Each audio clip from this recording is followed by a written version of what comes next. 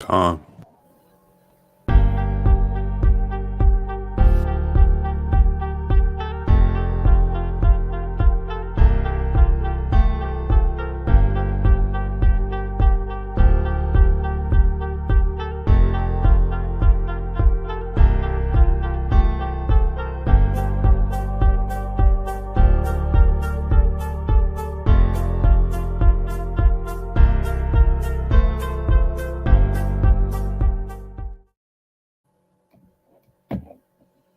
We are live. Khan. Hey, Shalom, Shalom, Israel. Hey, first off, we want to give all praises, honor, and glory to Yahweh by Hashem YAHAWAHSHI. Hey, welcome to another Yahweh's Camp War Zone Wednesday. And we gonna go around the panel, right? So I'm Brother Yashawan by Yahweh.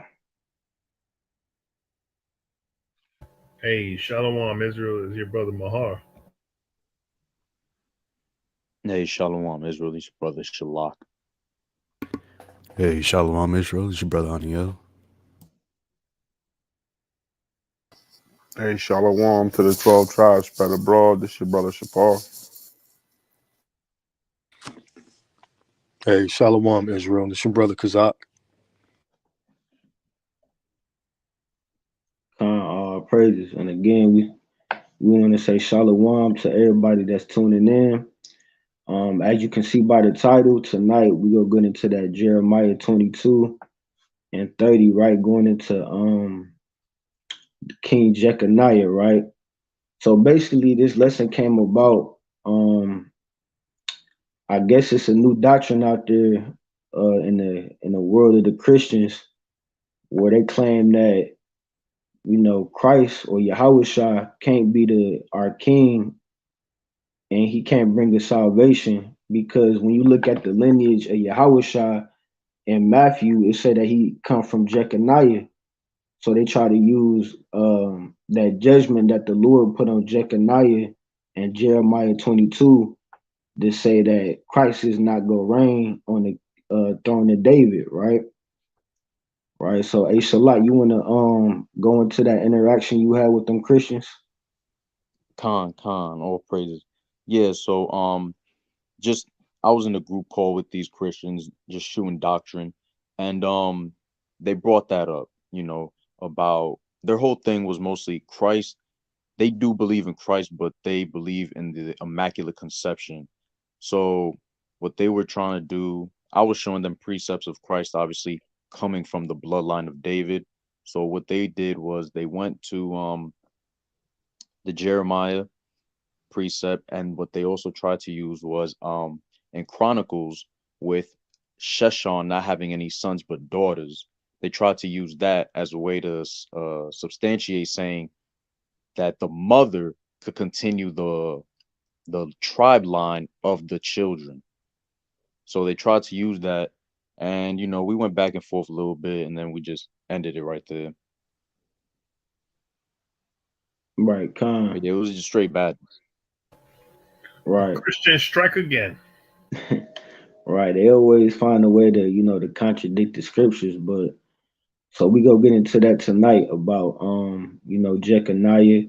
And after we finish this up, if we want to get into the virgin birth as well, we can get into that. I mean, I don't even see why they still bring that up. They must not have seen all the videos of that doctrine getting chopped up. But we can pull many precepts on that as well, going into the virgin birth, right? I mean, we literally got whole notebooks, to destroy that. But we go touch on that Jeremiah 22 first, right? Going into that judgment upon Jeconiah, right? And hopefully, after this lesson, it gives some clarity to those Christians, that's trying to contradict the words of the Lord, right? Because that's all this is all these new doctrines they got coming out, trying to force that Yahweh Shah was of a virgin birth and all this different madness and all this. And that's just, to cause confusion in these last days, right? So hopefully we go clear up some of this confusion, right? So we go into some of these lineages, right? We go get into some of this history, going into the kings of Judah, right? So let's start off in that Jeremiah 22. So who wanna read that? I We can can read start at from verse 24. All right, so you start there, Jeremiah 22:24. And hey Shapar, can you give me Second Kings chapter 24? And you can start at verse 1.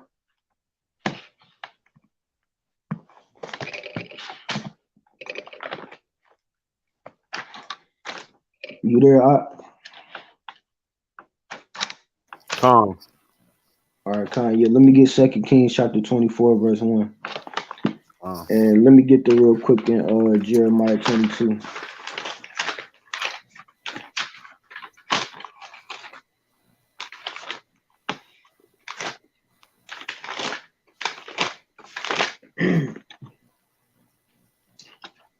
Right, so we go pay close attention to what's being said in Jeremiah, because this is where a lot of people get tripped up, right? And they try to use, that, like the brother said, to say that, Christ, his lineage could get passed down from his mother, and that's how he the king, over Judah and over Israel from the side of Mary, which is not true. But we go into this and and prove it to you, right? So you can start that off, and then you can read down to verse 30.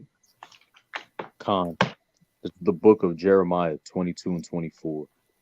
As I live, saith the Lord, though Coniah, the son of Jehoiachin, king of Judah, were the signet upon my right hand, yet would I pluck thee thence, and I would give thee into the hand of them that seek thy life, and into the hand of them whose face thou fearest, even into the hand of Nebuchadnezzar, king of Babylon, and into the hand of the Chaldeans.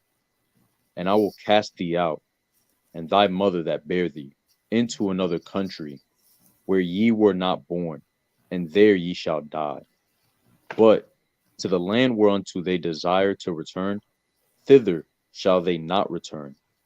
Is this man Coniah a despised broken idol? Is he a vessel wherein is no pleasure?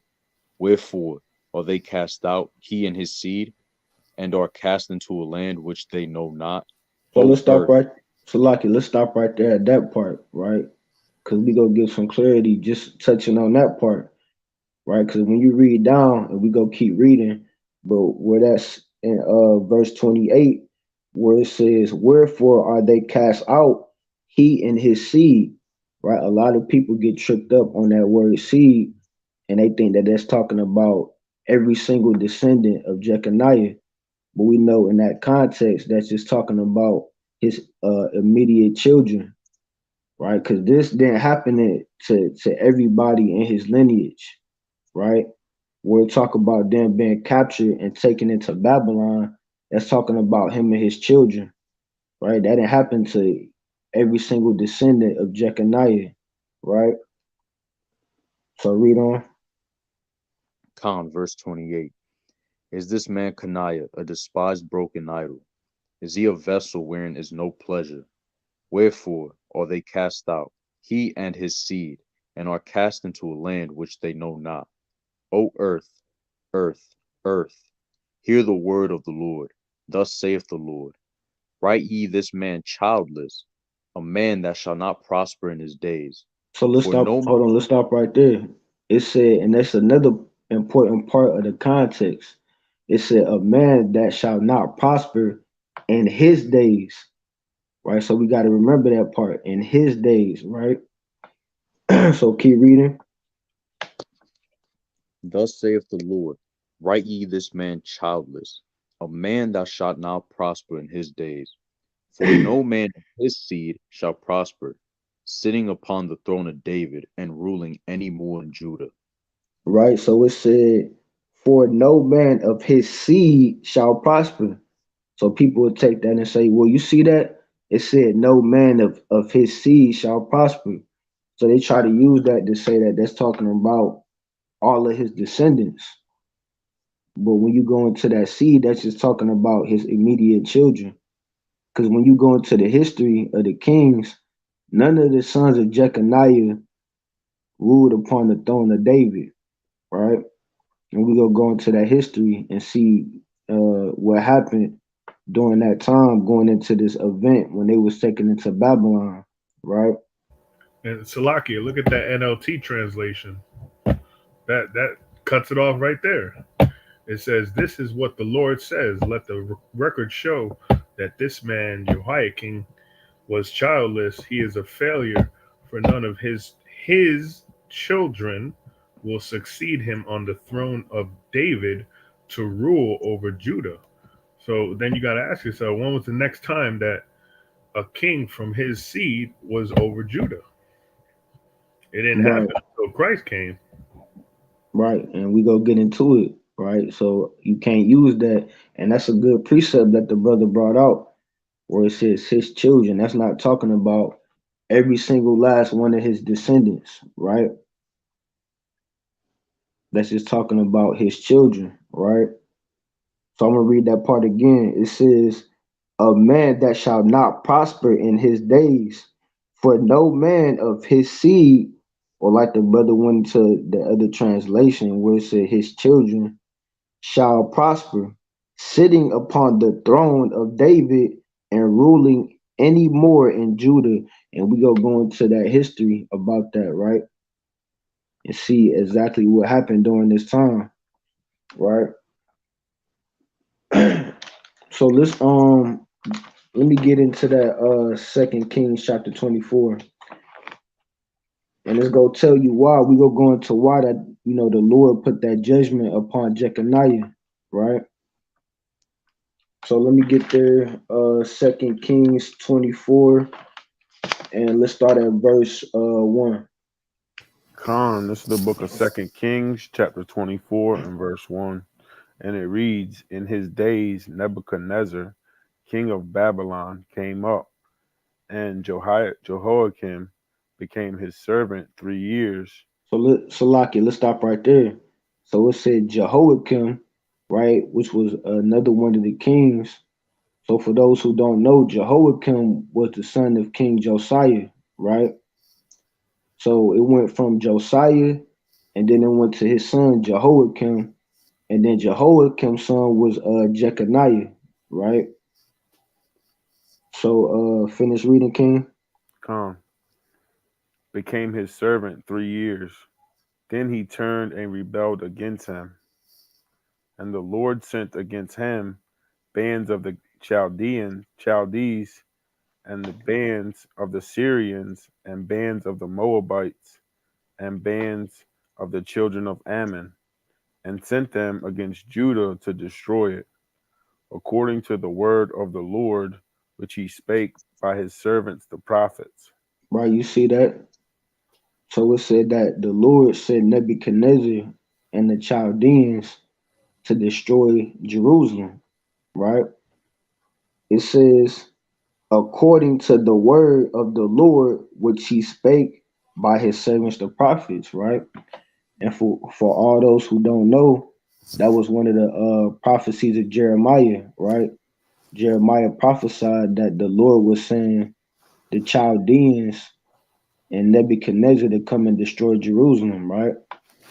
Matter of fact, let me bring that out real quick in Jeremiah. Right, let me get this real quick.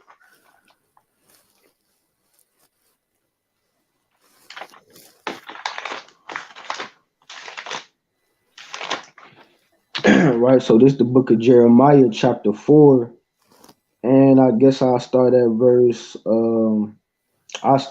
5, right? So it says, "Declare ye in Judah and publish in Jerusalem, and say, blow ye the trumpet in the land. Cry, gather together and say, assemble yourselves and let us go into the defense cities. Set up the standard toward Zion. Retire, stay not, for I will bring evil from the north and a great destruction." Right? So the Lord said he was going to bring evil and a great destruction upon Israel, right? Upon Jerusalem. It says the lion is come up from his thicket. In this context, that lion is talking about Nebuchadnezzar, right? And the destroyer of the Gentiles is on his way, right? And they called Nebuchadnezzar the destroyer of the Gentiles, right?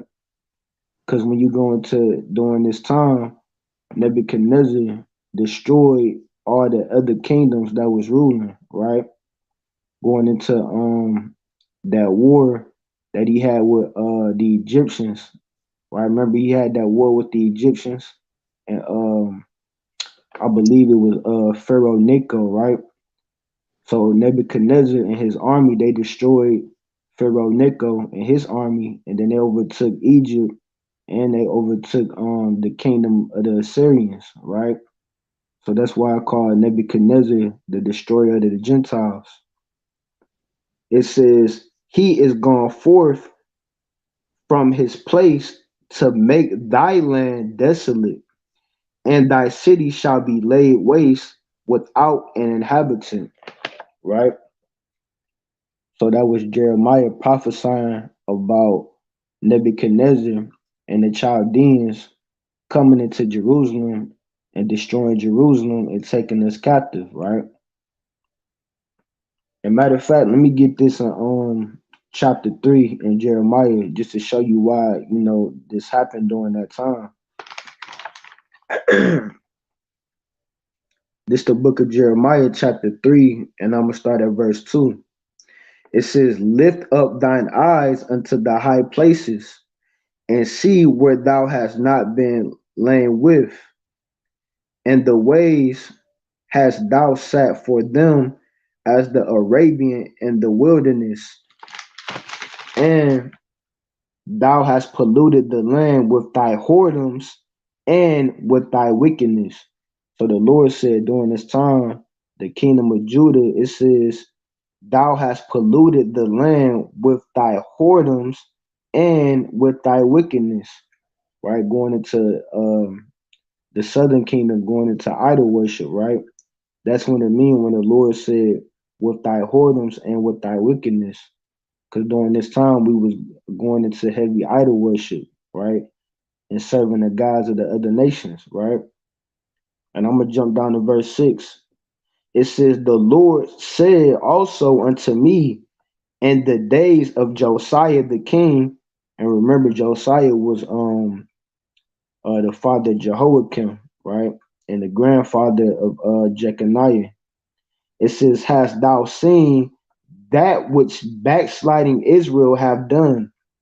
She is gone up upon every high mountain and under every green tree, and there have played the harlot, right? So that's going into the kingdom of Judah, going into idol worship and worshiping the other gods of the other nations, right?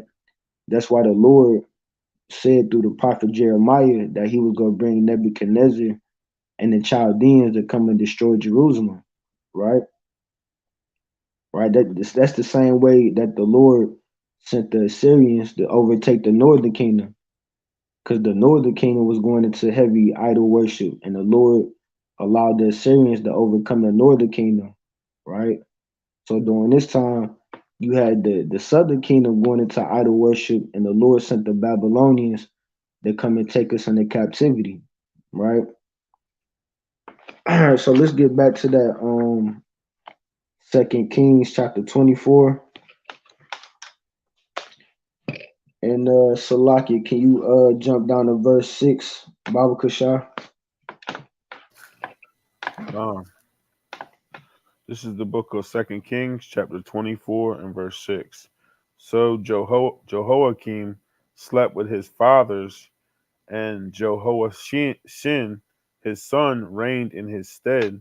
Salaki, let's stop right there. So for those who don't know, it says Jehoiachin, that's just another name for Jeconiah, right? Or like in Jeremiah 22, it called him Coniah, right? So when it says Coniah, Jeconiah, or Jehoiachin, that's all talking about the same person, right? So read on, King. And Jehoiachin, his son, reigned in his stead. Verse 7. And the king of Egypt came not again any more out of his land, for the king of Babylon had taken from the river of Egypt unto the river Euphrates all that pertained to the king of Egypt. Verse 8. Jehoiachin was 18 years old when he began to reign, and he reigned in Jerusalem 3 months. And his mother's name was Nehushtia, and the daughter of Elnathan of Jerusalem. And he did that which was evil in the sight of the Lord, according to all that his father had done. Salakia. So we go get into that part too. We go touch on that when it says he did that which was evil in the sight of the Lord. Because when you read through the books of the Kings and the Chronicles, you see that a lot, where a lot of the kings did that which was evil in the sight of the Lord, right? So we go touch on that, to show the people what that means. All right, so let's finish verse 10. Verse 10. At that time, the servants of Nebuchadnezzar, king of Babylon, came up against Jerusalem, and the city was besieged. Right, so let's stop right there, right? So that's when the Babylonians came and besieged Jerusalem, right? Hey, Kazak, can you give me Second Chronicles 33 and verse 1? And let me know when you get there, King. King. Right? Because I want to touch on that part where it says, and he did that which was evil in the sight of the Lord, according to all that his father had done, right? So we go touch on that part, to show the people what that means, to do that which is evil in the sight of the Lord. Because like I said, that's something that you see a lot in the books of the Kings and the Chronicles, right? A lot of kings did that which was evil in the sight of the Lord, right? So let me get there real quick. Second Chronicles.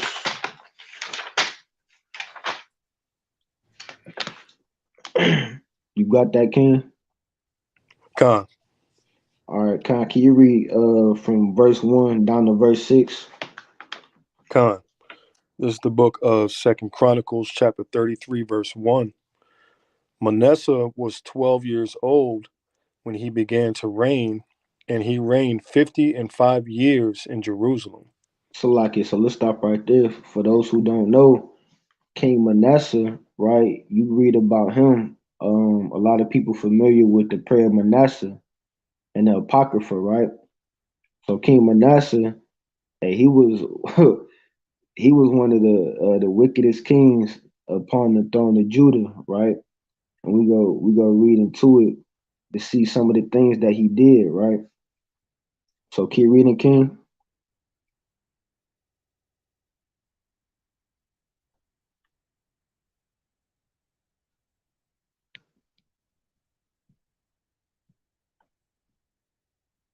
You there, Kazak?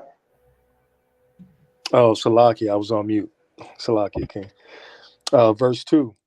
But did that which was evil in the sight of Yahweh, like unto the abominations of the heathen, whom Yahweh had cast out before the children of Israel. Salaki. So let's stop right there. And there you see it again. But did that which was evil in the sight of the Lord, right? So we're gonna go into the details to show you what that means, right? Verse 3. For he built again the high places which Hezekiah his father had broken down, and he reared up altars for Baalim, and made groves, and worshipped all the host of heaven, and served them. Salaki. So you see that, right? So he worshiping the gods of the other nations, right? So all the idols that his father Hezekiah had destroyed, and he built them back up, right? And he caused all Israel to go off because he worshiping idols, right? And then when the king, hey, that's how you know you in trouble when the king worshiping idols, and you got the king going into idol worship. Hey, what that mean for the rest of the nation, right? Hey, we finished. right? If you got the king going off and worshiping the gods of the other nations, that caused the whole nation to fall into sin, right? So let's finish reading down to verse 6. Hey, Salakia, here's a crazy question in that verse where it said, because we know that he set up the high places, for Baalim, right? But now here's the thing, and made groves and worshipped all the host of heaven. Now, is that host of heaven just an indication of the rulership um, of those other gods, or not the other gods, but sort of putting Baalim as his host of heaven?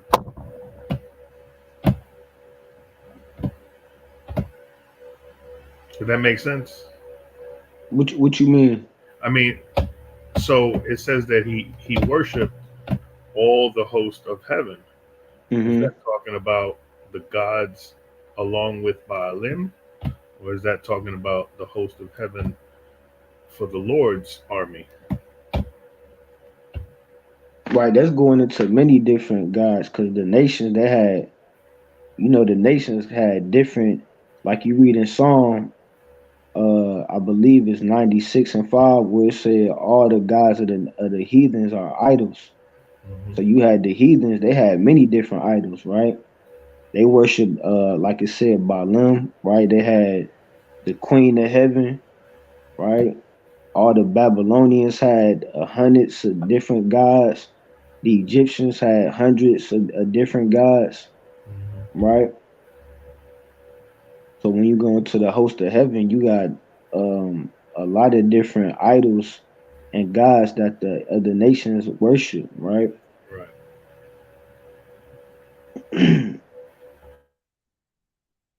So where was we at I'm going verse into 4? verse 4. Con. This is 2 Chronicles 33 and verse 4.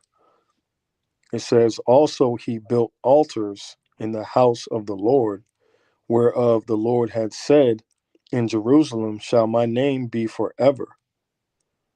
And he built altars for all the host of heaven in the two courts of the house of the Lord. Verse 6. And he caused his children to pass through the fire in the valley of the son of Hinnom. Also he observed times and used enchantments and used witchcraft and dealt with the familiar spirit and with wizards. He wrought much evil in the sight of Yahweh to provoke him to anger. Right. So you see that. So like I said, hey, Manasseh, he was one of the worst, man. He was going all the way off, man. Man, he was using enchantments. He was going into that witchcraft. He was worshiping other gods. And that's why the Lord brought that judgment to him, right? Like you read about in the prayer of Manasseh, right? He allowed the other nations to take him into captivity, right? So that's what it means going back to that Second Kings where it said that he did that which was evil in the sight of the Lord, right? Because a lot of our kings, a majority of our kings went into idol worship, right? You really only had like a couple kings that was actually, deemed righteous in the eyes of the Lord. And majority of the kings, especially from the northern kingdom, all of them was wicked, right? Even in the southern kingdom, you really only had like a couple kings that was righteous, right? Matter of fact, let me bring that out real quick in the apocrypha about the all the kings. Con, I was gonna say the Northern Kingdom was even worse.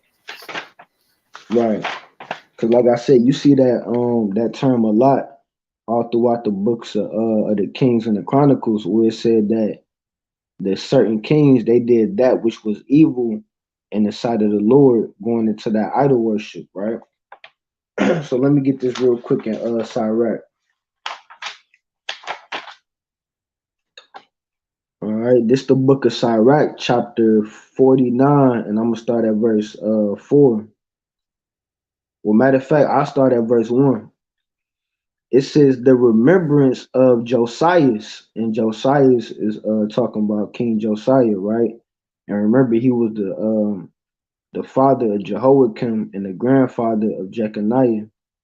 It says it's like the composition of the perfume that is made by the art of the apothecary. It is sweet as honey in all mouths, and as music at a banquet of wine. He behaved himself uprightly in the conversion of the people, and took away the abominations of iniquity. He directed his heart unto the Lord, and in the time of the ungodly, he established the worship of God. Verse 4, and this the most important part right here, right? It says, all except David and Ezekias, which is King Hezekiah, and Josias were defective. So basically, the Lord is saying, out of all the kings that we had, really, he only deemed these three kings as being righteous, right? And that's saying a lot, because look at all the kings that we had from the north, the southern kingdom, and the northern kingdom, right? Out of all them kings that we had, the Lord said we really only had three kings that he deemed as upright or as righteous, right? So majority of the kings of the Judah and of Israel went off into the idol worship, right? So I'm gonna read that part again. It said all except David and Ezekias and Josias were defective.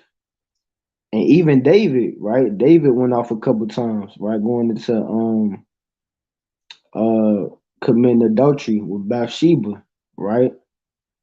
But the Lord, the Lord forgave David, and he had grace on David, but he still punished him, right?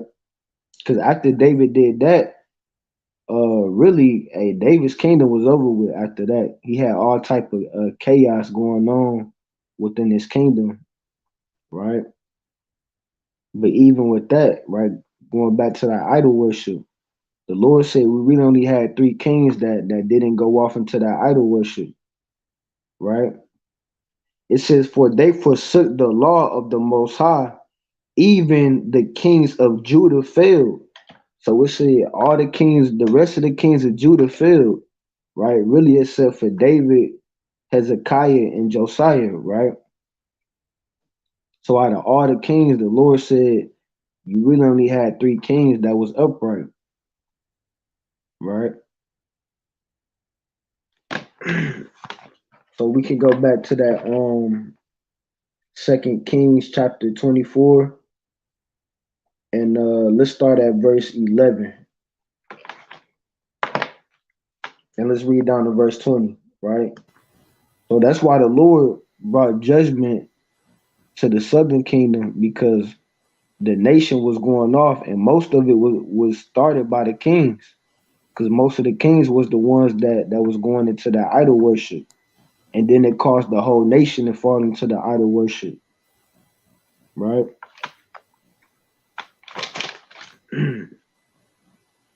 All right, so 2 Kings 24, and let's start at verse 11. This is the book of 2 Kings, chapter 24 and verse 11. And Nebuchadnezzar, king of Babylon, came against the city, and his servants did besiege it. And Jehoiachin, the king of Judah, went out to the king of Babylon, he and his mother and his servants and his princes and his officers. And the king of Babylon took him in the 8th year of his reign. Verse 13. And he carried out thence all the treasures of the house of the Lord, and the treasures of the king's house, and cut in pieces all the vessels of gold which Solomon king of Israel had made in the temple of the Lord, as the Lord had said. And he carried away all Jerusalem, and all the princes, and all the mighty men of valor. So, Lucky, let's stop right there and say all the princes, right? Because remember what we read in Jeremiah 22, right? Where the Lord told Jeconiah that his children or his seed, they wasn't going to reign upon the throne of David, because him and all his sons was taken into captivity by the hand of Nebuchadnezzar, right? So let's read on. Con, even 10,000 captives, and all the craftsmen and smiths, none remained, save the poorest sort of the people of the land. And he carried away Jehoiachin to Babylon, and the king's mother, and the king's wives, and his officers, and the mighty of the land. Those carried he into captivity from Jerusalem to Babylon. And all the men of might, even 7,000, and craftsmen, and smiths 1,000, all that were strong and apt for war. Even them the king, Salakia, of Babylon brought captives to Babylon. Salaki, so let's stop right there, right? So that just going into some of that history about what happened to Jeconiah, right? And why the Lord gave him that judgment in Jeremiah 22, right? Because just like a lot of the other kings of Judah, he went into that idolatry and he went into that idol worship. So the Lord sent Nebuchadnezzar and the Babylonians to take him and his sons into captivity, right? Along with the rest of Jerusalem, right? Hey Ethan, can you pull up that first article I sent you? 'Cause I think I sent you a couple of them. Cause Con. I wanna get into some of this history, right? About when Nebuchadnezzar came and took Jeconiah into captivity, right?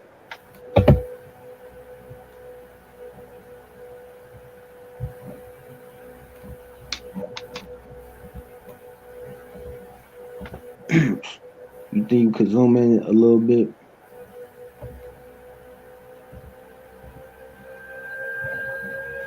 And you think you can just read just the first part? You ain't gotta read the whole thing, just read the first part for me. Con.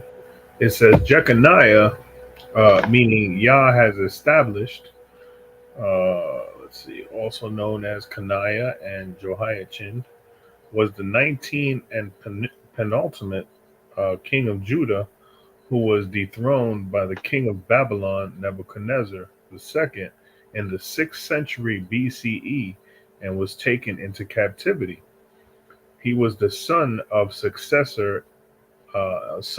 successor of King Jehoiakim and the grandson of King Josiah. Most of what is known about Jeconiah is found in the Hebrew Bible. Records of Jeconiah's existence have been found in Iraq. So, like, let's stop right there. That's a an important part right there, because I just wanted to bring out this history, right, to show the viewers, right, that this is actual history that we going into, right? Because you got a lot of people, especially in the times we live in there now, right? They say, well, how we know that the Bible is a real book, right? It's no evidence outside of the Bible to prove that these events and these accounts actually happened. But we actually got actual evidence and actual history and actual artifacts to prove that the things that happened in this Bible was actual true events, right? It was real history, right? So I want you to can you read that part again? Which part? The 19th, the No, king of the last part you just read about Khan. It says most of what is known about Jeconiah is found in the Hebrew Bible. Records of Jeconiah's existence have been right. found. So that part it says records of, so this is actual evidence and proof. It says records of Jeconiah's existence, right? Finish reading. Have been found in Iraq, such as Jeconiah or Jehoiachin's rations tablets. These tablets were excavated near the Ishtar Gate in Babylon and have been dated to 592 BCE. Written in cuneiform, they mention Jeconiah and his 5 sons as recipients of food rations in Babylon. So let's stop right there. And so you see that? So they got an artifact that proves the existence of Jeconiah and his children, his sons, right? That was taken captive into Babylon. And I guess you can. I want to get the information on that artifact too. If you could click on that part, we'll say the tablets, because I think that's the other article I sent you. But I mean, we already got it pulled up. And Khan, can you just read that first part? It says Jeconiah's ration tablets date from the 6th century BC and describe the oil rations set aside for a royal captive identified with Jeconiah, king of Judah. Tablets from the royal archives of Nebuchadnezzar, emperor of the Neo-Babylonian Empire, were unearthed in the ruins of Babylon that contained food rations paid to captives and craftsmen who lived in and around the city. On one of the tablets, Yahuwahshai, king of the land of Yahudu, is mentioned along with his 5 sons listed as royal princes. And remember what we just read in 2 Kings 24 when it said that Jeconiah and the princes was taken captive, right? So you see that, and that's a picture of that artifact that we were just reading about, right? And this is for the people. I just wanted to show this for the people that say, "Well, the Bible's not a true book." How do we know that the Bible's a true book? All the Bible just fairy tale stories. Oh, really? All right. Explain this. And that's just one artifact. We got. I ain't gonna go off topic, but it's plenty of artifacts, right? That they found, right? That go into the history of the scriptures, right? But I just wanted to show that one, touching on the topic, going into Jeconiah and his sons being taken captive to Babylon, right? So we can get back to that 2 Kings 24, and I think we stopped at verse 17, right? Because this is another important part going into Jeconiah's judgment that we read about in Jeremiah 22, right? Hey Shalaki, hey Shalak, can you give me First Chronicles chapter 3, and you can start at verse 1. Con. And hey Anyel, can you give me Jeremiah 24 and 1? Con. All right, so yeah, let's finish that off in 2 Kings 24. Let's read down the well, let's just finish the chapter.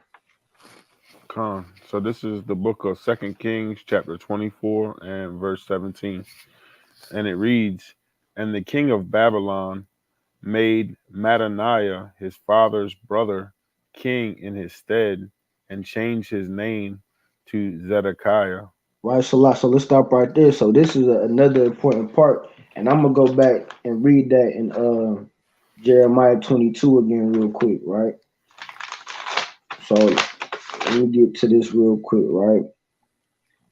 Right. So it says, "And the king of Babylon made Mattaniah, his father's brother, king in his stead, and changed his name to Zedekiah." So for all those who know, Zedekiah was really the last ruling king of the kingdom of Judah. But really, like it said, when Nebuchadnezzar took Jeconiah and his sons into captivity, Nebuchadnezzar was the one that set up Zedekiah as king over Judah. But when you go into the natural order, it wasn't supposed to be like that. So really, it was supposed to be Jeconiah, and one of his sons was supposed to be the next ruling king before they was taken into captivity, right? Because Zedekiah was really Jeconiah's uncle, because he was Jehoiachin's brother, right? So it said that Nebuchadnezzar placed Zedekiah in the place of the king instead of Jeconiah, right? So let me read this again in Jeremiah. It says, Jeremiah 22 and 28, is this man called Niah a despised broken idol? Is he a vessel wherein is no pleasure? Wherefore are they cast out, he and his seed? And we just read about that history, him and his seed being cast out of Jerusalem and taken captive into the land of Babylon, right? Him and all his sons, right? It says, and are cast into a land which they know not, which will be Babylon. I'm going to jump down to verse 30. Thus saith the Lord, write ye this man childless. And so the Lord said that because none of his sons reign upon the throne of David, right? Because when you go into the lineage in Matthew about YAHAWAHSHI, it said that the lineage was passed down from Jeconiah to Jeconiah's son was Salathiel, right? So people use that to say, to cause confusion. Well, they said, well, the Lord said none of Jeconiah's seed will reign upon the throne of David. So how is Christ gonna be the king and on the king of Israel if the Lord said there will be no more kings that descend from Jeconiah? But that's not what it's talking about. Where it says his seed, that's just talking about his children, right? Or his sons, right? That's not talking about every single last descendant of Jeconiah, right?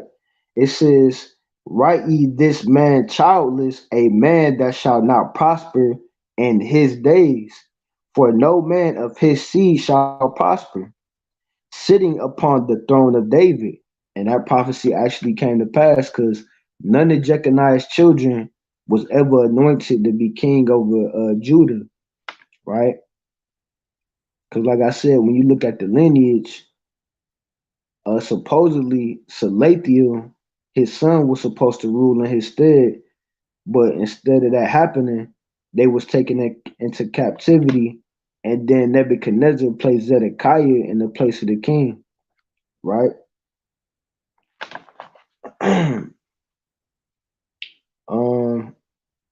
So let's finish that off in 2 Kings 24. Book of 2 Kings, chapter 24, and verse 18. And Zedekiah was 21 years old when he began to reign, and he reigned 11 years in Jerusalem. And his mother's name was Hamatul, and the daughter of Jeremiah of Libnah. And he did that which was evil in the sight of the Lord, according to all that Jehoiachin had done. For through the anger of the Lord it came to pass in Jerusalem and Judah, until he had cast them out from his presence, that Zedekiah rebelled against the king of Babylon. Right, you see that? And you can also read about what happened to Zedekiah, right? As well, and all of his children, right?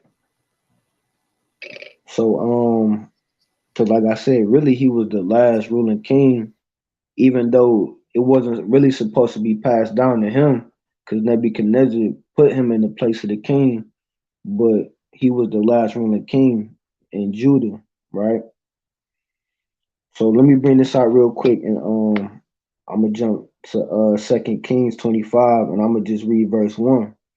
It says, and it came to pass in the 9th year of his reign, in the 10th month, and the 10th day of the month, that Nebuchadnezzar, king of Babylon, came, he and all his hosts, against Jerusalem, and pitched against it, and they built forts against it round about.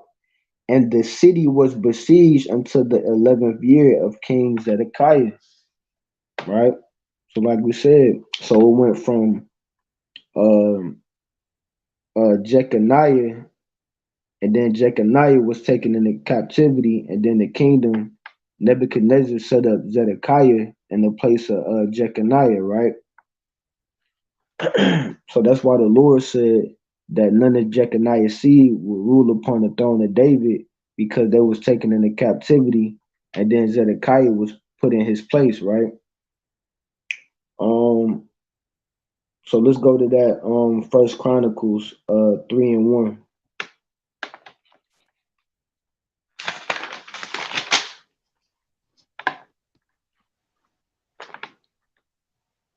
You there? Khan, yeah, I got it. Okay, Khan. This is the book of First Chronicles 3:1. Now these were the sons of David, which were born unto him in Hebron. The firstborn, Amnon, of Ahinoam, the Jezreelites, Salakia, the Jezreelites. The second, Daniel of Abigail, the Carmelites. The third, Absalom, the son of Salakia, let's stop right there. That's all I really wanted. Just to go in, it's just showing the lineages of David, and we go into that later in Matthew to show why this is important. Cause like Shalak was bringing out about that new doctrine that they got, where they say that the lineage can go through your mother's seed, and that Christ is ruling upon the throne of David through Mary, right? But we go show you that that's not the truth. That Christ is reigning upon the throne of David through Joseph, his father, right? And we go prove that to you. So this is going into the different lineages of well, this is going into the lineage of David, right? So let's jump down to verse 15. Khan. Verse 15. And the sons of Josiah were the firstborn, Johanan, the second, Jehoiakim, the third, Zedekiah, the fourth, Shallum. And the sons of Jehoiakim, Jeconiah his son, Zedekiah his son. And the sons of Jeconiah, Aser, Salathiel his son, Slacky, so let's stop Malcham. right there, right? So it's just going into like I said, the lineage of David, right?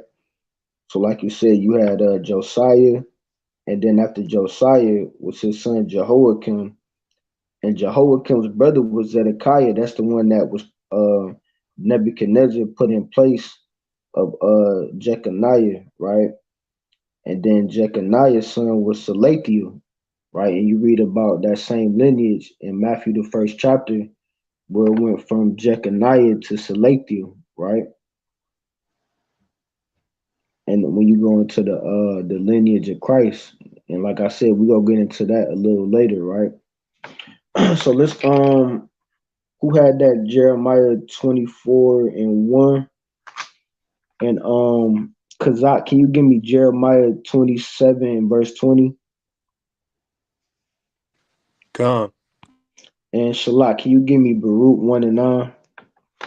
Khan. All right, so let me get there real quick to that Jeremiah.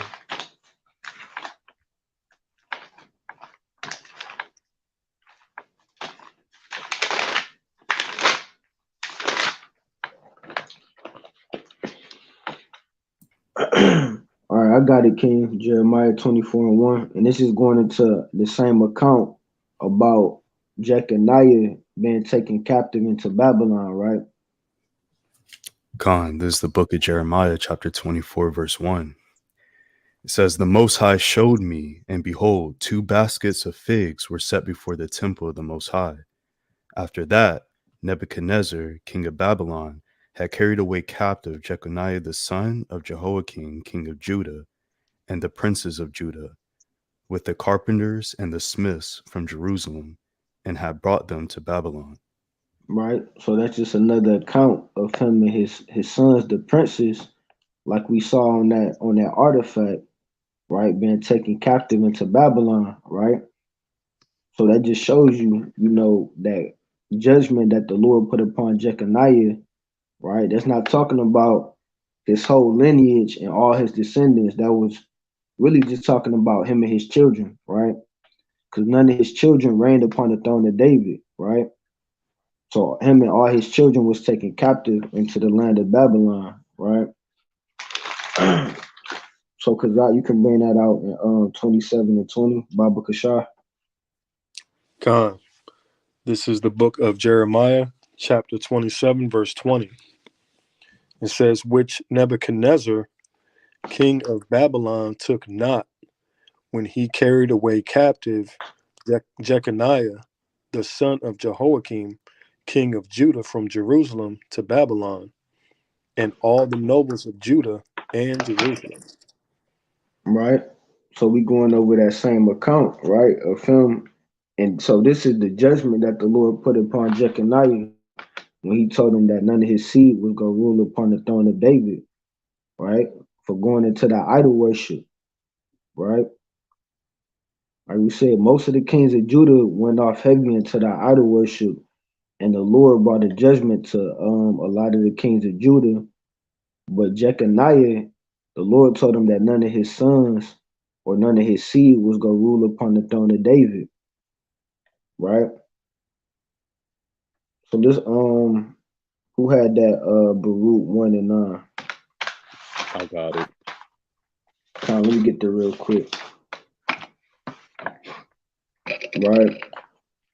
And Salakia, hey, Shapar, can you give me 2 Samuel 7 and 16?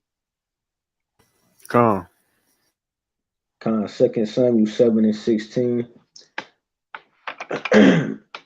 And then after this, we go get into some prophecies, right? All right. So Shalai, you can bring that out in Baruch 1 and 9. Khan. This is the book of Baruch, chapter 1, verse 9. After that, Nebuchadnezzar, king of Babylon, had carried away Jeconiah, and the princes, and the captives, and the mighty men, and the people of the land from Jerusalem, and brought them unto Babylon. Right. So you see that all throughout the scriptures, from the book of Kings to Chronicles, Jeremiah, Baruch, it's all giving the same account, right, about Jeconiah and his sons being taken captive into Babylon, and that being the end of Jeconiah's kingdom and his rulership, right?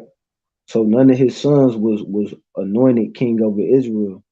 So when you read about the lineage of YAHAWAHSHI, when it went down from Jeconiah to Salathiel, Salathiel was never the king over Israel, or none of Jeconiah's sons was king over Israel, right? Because it tell you that the last king was Zedekiah, and then after Zedekiah, that was really the end of the kings for a long period of time until Yahushua came, right? And we go get into that, right?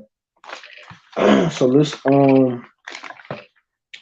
we go into that 2 Samuel 7 and 16, and then Kazak, can you give me Genesis 49 and 9? Khan. And Yield, can you give me Zechariah 9 and 9? Con. So let me get there real quick to that 2 Samuel. And then after we go through these prophecies, right, we go into the lineage of Yahushua and prove that he is the king over Israel, but from the seed of his father and not by Mary, right? Because that's madness. Man, I can't believe they even tried to pull that off, man. But hey, man, you can't be surprised with these Christians nowadays, man. You know.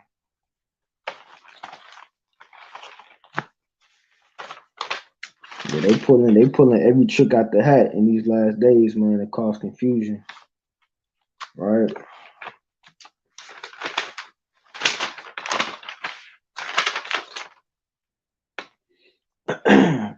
All right, yeah, we can bring that out. 2 Samuel 7 and 16. So this is one of the promises that the Lord made to David, right? Con, it's the book of 2 Samuel, chapter 7 and verse 16. And it reads, And thine house and thy kingdom shall be established forever before thee. Thy throne shall be established forever.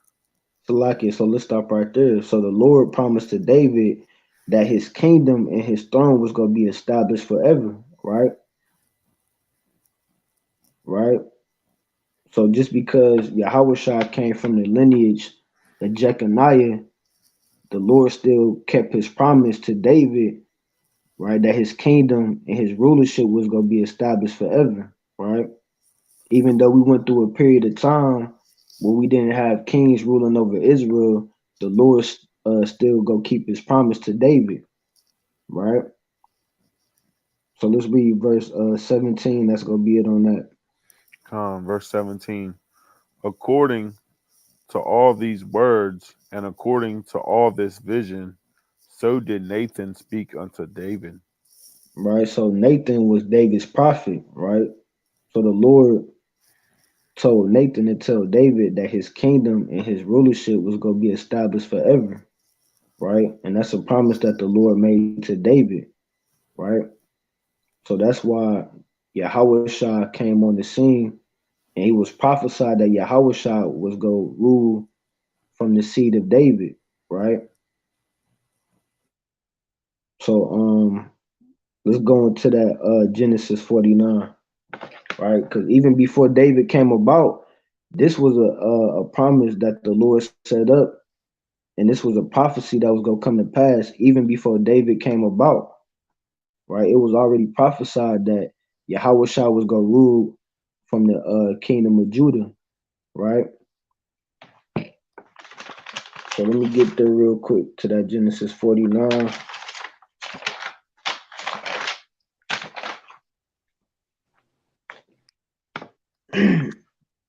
All right, I got it. Genesis 49 and 9. Con. It's the book of Genesis, chapter 49, verse 9. It says, Judah is a lion's whelp. From the prey, my son, thou art gone up. He stooped down, he couched as a lion, and as an old lion. Who shall rouse him up? Verse 10. The scepter shall not depart from Judah. So let's stop right there, right?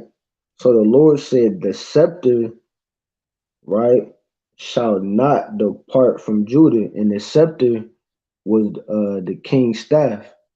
So basically, the Lord is saying the rulership or the kingdom shall not depart from the tribe of Judah, or specifically going into David's line, right? Like we just read in 2 Samuel, right? Because David came from the tribe of Judah, and the Lord promised David that his kingdom and his rulership was going to be established forever, right?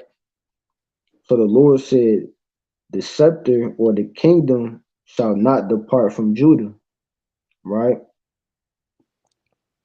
Nor a lawgiver from between his feet until Shiloh come.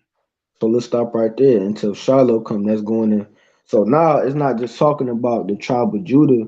This prophecy is talking about a certain man that was going to descend from the tribe of Judah, right? It said until Shiloh come, and we all know that's talking about Yahushua, right? But we go into these prophecies to prove it, right? So let's finish reading verse 10. Come. Nor a lawgiver from between his feet until Shiloh come, and unto him shall the gathering of the people be. Right, so let's stop right there, right? So it said unto him, that's talking about a certain man. Unto him shall the gathering of the people be. And what is that talking about? That's why it's so important, even for these Christians, because you got some of these Christians, some of them believe in the New Testament, but they're not really, familiar with the Old Testament. Or some of them, they familiar with the Old Testament, but they're not really, familiar with the New Testament, right? That's why the Lord said, I come in the volume of the book. And you got to be real scripted and study in the so-called Old Testament and the New Testament, because they go hand in hand with each other, right? So in verse 10, it says, the scepter shall not depart from Judah, nor the lawgiver from between his feet, until Shiloh come. And unto him shall the gathering of the people be. And we all know that's talking about YAHAWAHSHI, because you read about that in Matthew, the 25th chapter, where it said that YAHAWAHSHI was going to gather all the nations, and he was going to separate the sheep from the goats, right? And we went into that on another lesson about YAHAWAHSHI being prophesied about in the Old Testament. For all those that's viewing, y'all can go and check out that video. I think we did that like I think it was back in April sometime. It was like sometime around Passover, right? But you could go on the channel and look up that video. It was one of the one of our Wars on Wednesday lives. I think it was like back in April or something like that, when we did a whole breakdown about YAHAWAHSHI being prophesied about in the Old Testament, right? So let's finish reading, King. God, you want me to read verse 11? Yeah, start verse 11, and then we go into that Zechariah. God, this is Genesis chapter 49, verse 11. It says, binding his foal unto the vine, and his ass's colt unto the choice vine. So let's stop right there, right? And that's just going into one of the prophecies about YAHAWAHSHI, right? And like I said, we went into some of this during that lesson around the Passover about the all the prophets prophesying about YAHAWAHSHI coming on the scene in the New Testament, right? That he was going to rule upon the throne of David, right? And he was going to descend from a certain lineage of men that came from David, right? It has nothing to do with Mary, right? So some of these Christians, they use this to say, well, you see that, right? So if Jeconiah, right, if the Lord said that none of Jeconiah's seed was going to rule upon the throne of Israel, now how can Christ be the king of Israel if he descend from Jeconiah, right? But we're going to prove to you and show you that that's not true, right? So let's get that in Zechariah 9 and 9. Because I want to read this part again. It says, binding his foal unto the vine and his ass's coat unto the choice vine, right? And this go link up with that Zechariah 9 and 9. And then Shalat, can you give me Matthew 21 and verse 1? Con. Right. So we go link this up with the Old Testament to the New Testament, right?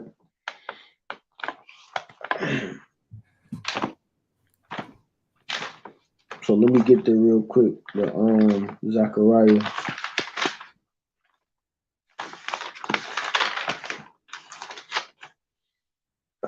All right, I got it.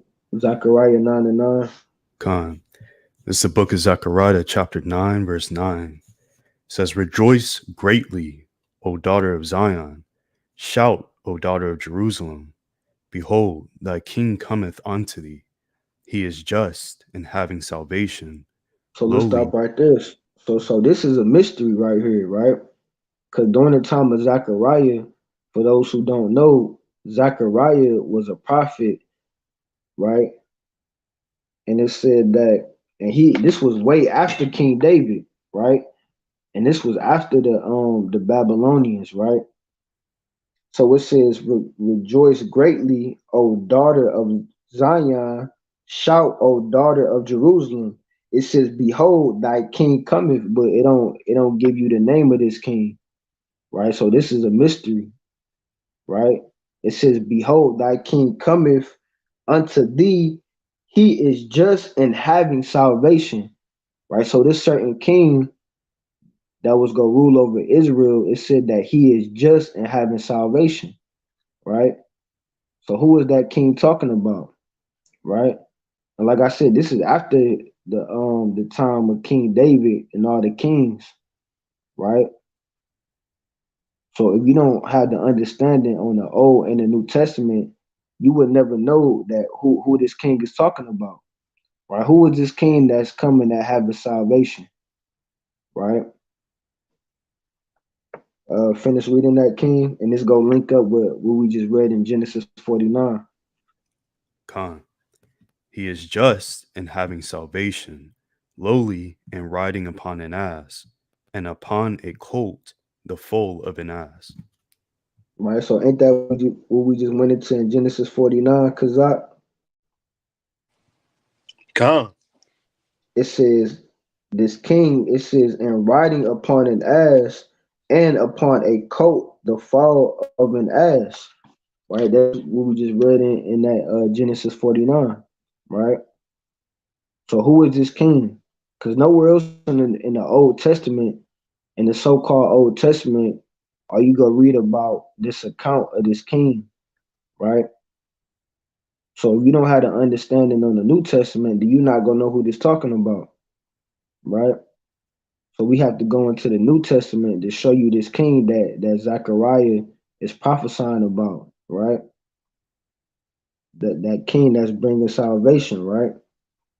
It says, and riding upon an ass and upon a coat, the fall of an ass, right? So we go link this up with that Matthew 21, right?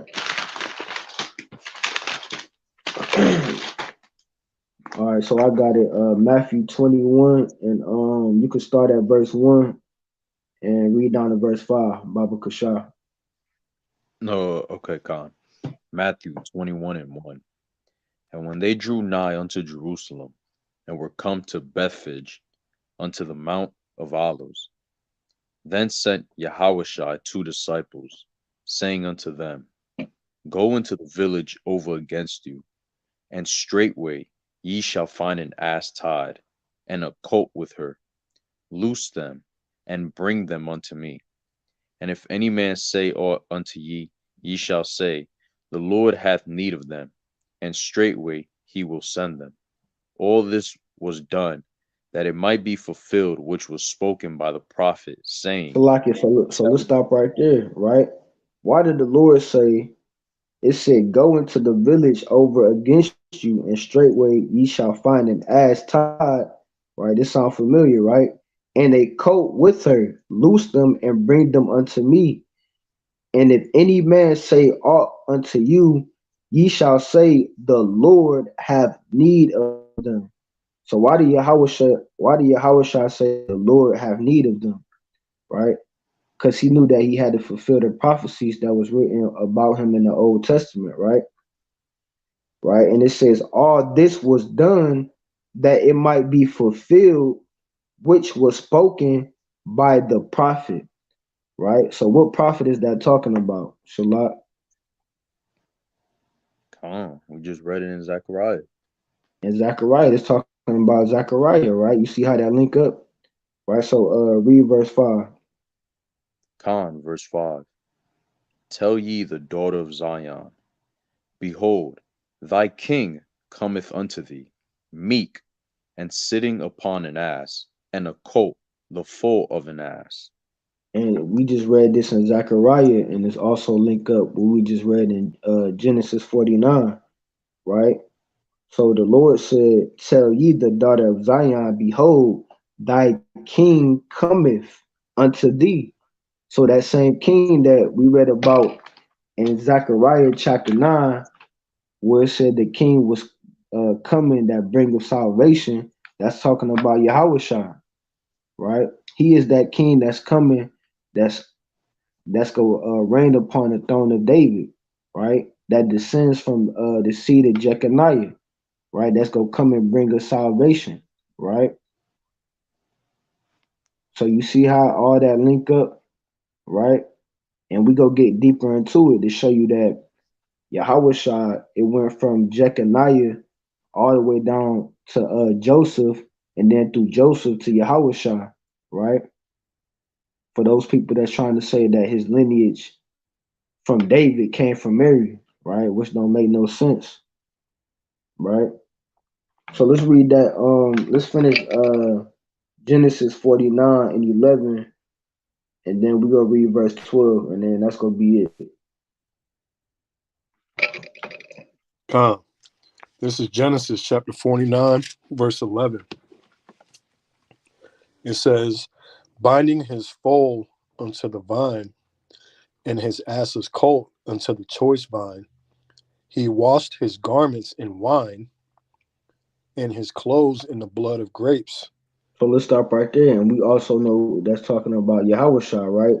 And we can read about that in the book of the prophet Isaiah, right? The in chapter 63, right?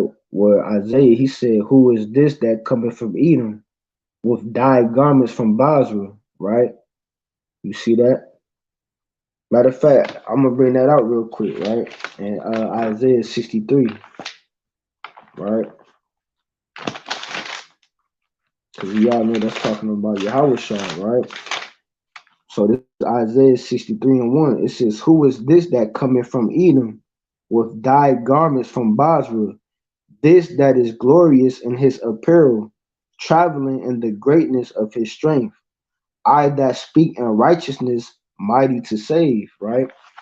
Right, mighty to save. YAHAWAHSHI is mighty to save.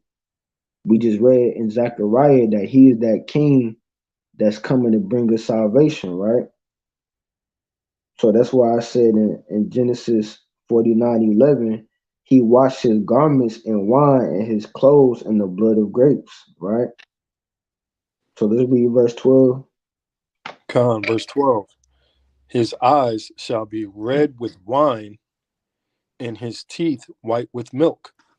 So that's it on that. And like I said, we went over this before in another teaching some months ago, going into these prophecies about YAHAWAHSHI. And we ain't even got to get all the precepts, right? But we encourage the viewers to go check out that video. But where it says his eyes shall be red with wine, I mean, that's simple right there. We always go into that account in Daniel chapter 10 and then at Revelation chapter 1, where it said that his eyes were as a flame of fire, right? So we all know who that's talking about, right? Where it says his eyes shall be red with wine, right? So now let's get into this lineage in Matthew, right? Shalak, can you give me Matthew 1 and 1? And Shapar, can you give me Ezekiel 37 and you can start at verse 19? Right, so we go get into this lineage to show you that the lineage from David that went down to Jeconiah and then Jeconiah to YAHAWAHSHI is from his father's side and not his mother's, right? Because we all know in Numbers chapter 1 where it said that our pedigree is determined by the house of our fathers, right? So how can YAHAWAHSHI reign upon the throne of David, right? If that lineage is passed down through Mary, when your father is the one that determines your nationality, right?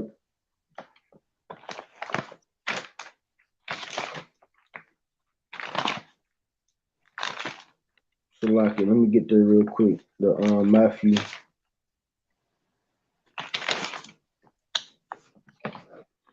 All right, let's start at 1 and 1, and then we go jump down to verse 10, right? Con. This is the book of Matthew, chapter 1, verse 1. The book of the generation of YAHAWAHSHI, a Mashiach, the son of David, the son of Abraham. Right, so the son of David, right? So we go jump down to verse 10, but this is showing you his lineage, right? All the way from Abraham, Isaac, Jacob. And you notice too, and you notice this whole lineage is a lineage of men. It ain't no females mentioned in this lineage until the ending of it, right? So you went from Abraham, Isaac, Jacob, right? Then you had David and went down to Solomon, Rehoboam, and then it just lists all the different kings of Judah all the way down to YAHAWAHSHI, right? So let's jump down to verse 10. Verse 10. And Hezekiah begat Manasseh, and Manasseh begat Amon, and Ammon begat Josiah, and Josiah begat Jeconiah and his brethren, about the time they were carried away to Babylon. And after they were brought to Babylon, Jeconiah begat Shelathiel, and Shelathiel begat Zerubbabel. Right. So you And see that lineage, right? So let's stop right there, right? So you seeing the lineages of the different kings, right? Like we went into earlier in First Chronicles, right? So you said in verse 10, it went from Hezekiah to Manasseh, right? Then we went all the way down to Josiah. It says Josiah begat, and that's an important word too, right? We go keying on that word begat, right? So where it says that all these different men begot, right? That just means that they came from their lineage or they seed, right?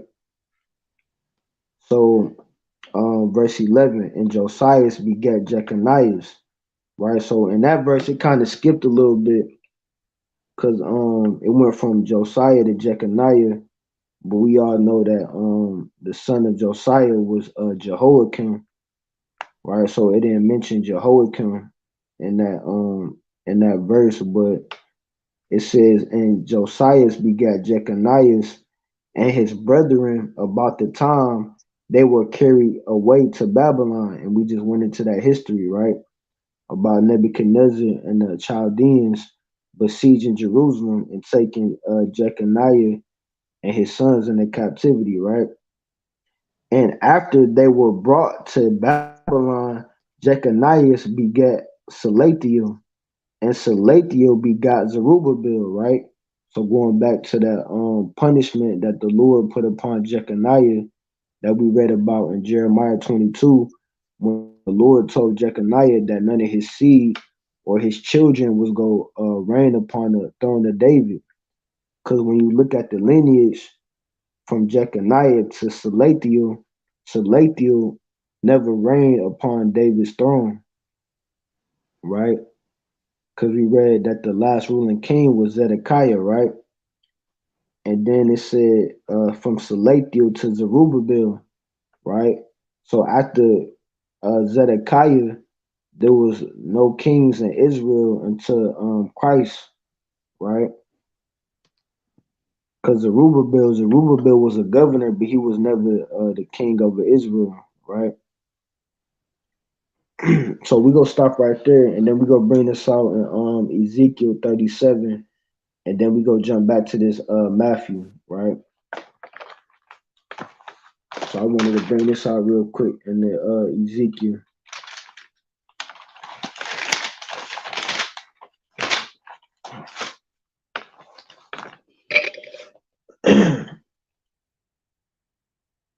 All right, I got it, King. Ezekiel 37 and 19. And can you read down to 25? Come. This is the book of Ezekiel, chapter 37 and verse 19.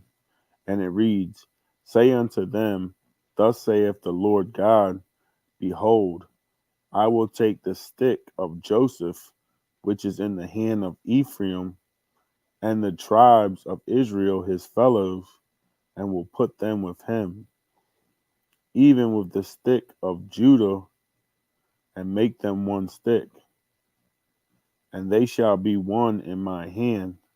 So let's stop right there. So this is going into end time prophecy, right?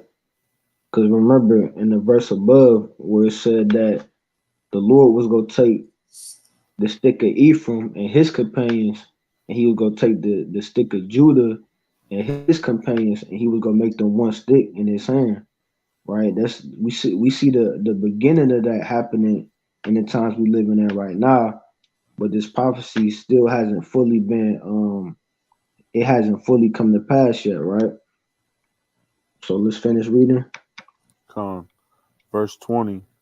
And the sticks whereon thou writest shall be in thy hand before their eyes, and say unto them, Thus saith the Lord God, Behold, I will take the children of Israel from among the heathen, whither they be gone, and will gather them on every side, and bring them into their own land. And I will make them one nation in the land upon the mountains of Israel, and one king shall be king to them all. So let's stop right there. So we know this is an end time prophecy because this hasn't happened yet. The Lord said he gonna bring us back in our own land, right? And it says, and one king shall be king over them, right? So who is this king talking about? Right? This is the same king that we just read about in Zechariah, right? It said in the last days the Lord was gonna gather us from the four corners of the earth, and he was gonna bring us back into our own land, and one king was gonna be king over us, right? So that's how you know some of the people that say, well, the Lord said it wasn't gonna be no more kings after Jeconiah. That's how you know they don't have the full understanding, right? That punishment that the Lord put upon Jeconiah, that was just to him and his children.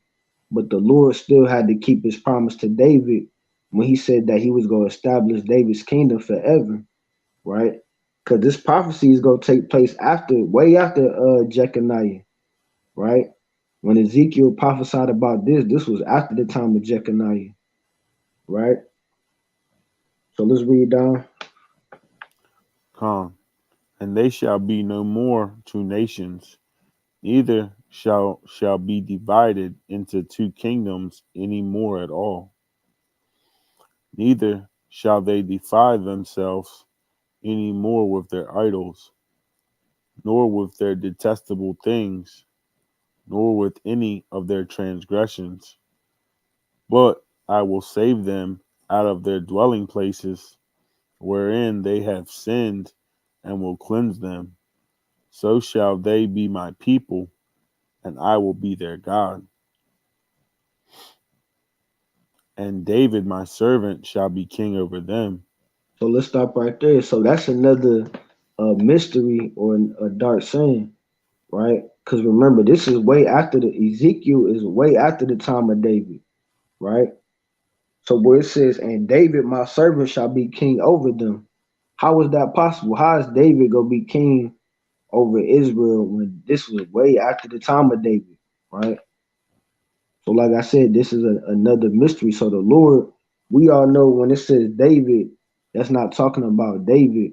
That's talking about YAHAWAHSHI, because we just read that prophecy in Zechariah about the king that was gonna come and bring us salvation, right? So it said David, but it means YAHAWAHSHI because YAHAWAHSHI is a descendant of David, right? So where it says David, that's just talking about YAHAWAHSHI, right? We know that's not actually David coming back and ruling over Israel, right? So let's read down to verse 25. Come, verse 24. And David, my servant, shall be king over them, and they all shall have one shepherd. And they shall also walk in my judgments, and observe my statutes, and do them. And they shall dwell in the land that I have given unto Jacob my servant, wherein your fathers have dwelt, and they shall dwell therein, even they and their children, and their children's children forever. And my servant David shall be their prince forever. Right, you see that? So it said, and David, my servant, and like I said, that's a mystery or a dark saying. That's not literally talking about David. That's just talking about David's kingdom that the Lord promised that was gonna reign forever and that was gonna be established forever. But we all know the last ruling king over David's kingdom was gonna be Yahushua, right? And we go get into it, right? Hey, So Salakia, can I bring up this precept right quick? Con, Did you have that Amos 9:11 on deck? matter of fact, I was gonna mention it, but I didn't have it written down. But you can bring that out. Con, Okay, that's perfect too. That go along with what we finna go into.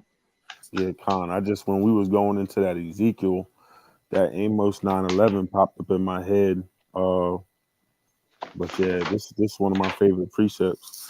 This is the book of Amos, chapter 9, verse 11, and it reads, "In that day will I raise up the tabernacles of David that is fallen, and close up the breaches thereof, and I will raise up his ruins, and I will build it as in the days of old." So, like the brother was talking about, how he's talking about David was going to rule over us, and we know that David had already lived during the time of Ezekiel and Amos.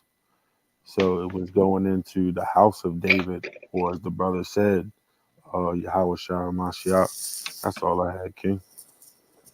Yeah, that was a good precept. Right. So just like the brother going into, right? So we go jump back into that Matthew, going back to the lineage of Yahushua, right? And we go into how this is how his lineage was passed down from his father to him and not through his mother, right? So let's Shalak, you still in that Matthew chapter 1. Con. Can you jump down to we go jump down to verse 16. Okay, Con. This is the book of Matthew 1 and 16. And Jacob begat Joseph, the husband of Mary, of whom was born Yahushai, who is called a Mashiach. So let's stop right there, right? Because that's another part a lot of people get tripped up on, right? So like we read in Matthew 1 and 1, this lineage went all the way down from Abraham to David, and then it went down to all the kings of Judah, right? From David all the way down to Yahushua, right? But you see that the history that we went into, really the kings ended with Jeconiah, and then Nebuchadnezzar put up Zedekiah as the king over Judah in his stead. But the lineage is going down from Jeconiah, right? So you see the last ruling king that's mentioned in his lineage in verse 11 was Jeconiah, and then for a long period of time we didn't have a king ruling over Israel, right? So let me bring out this precept real quick, right? And Hosea, because this a prophecy that the Lord said was gonna come to pass, right?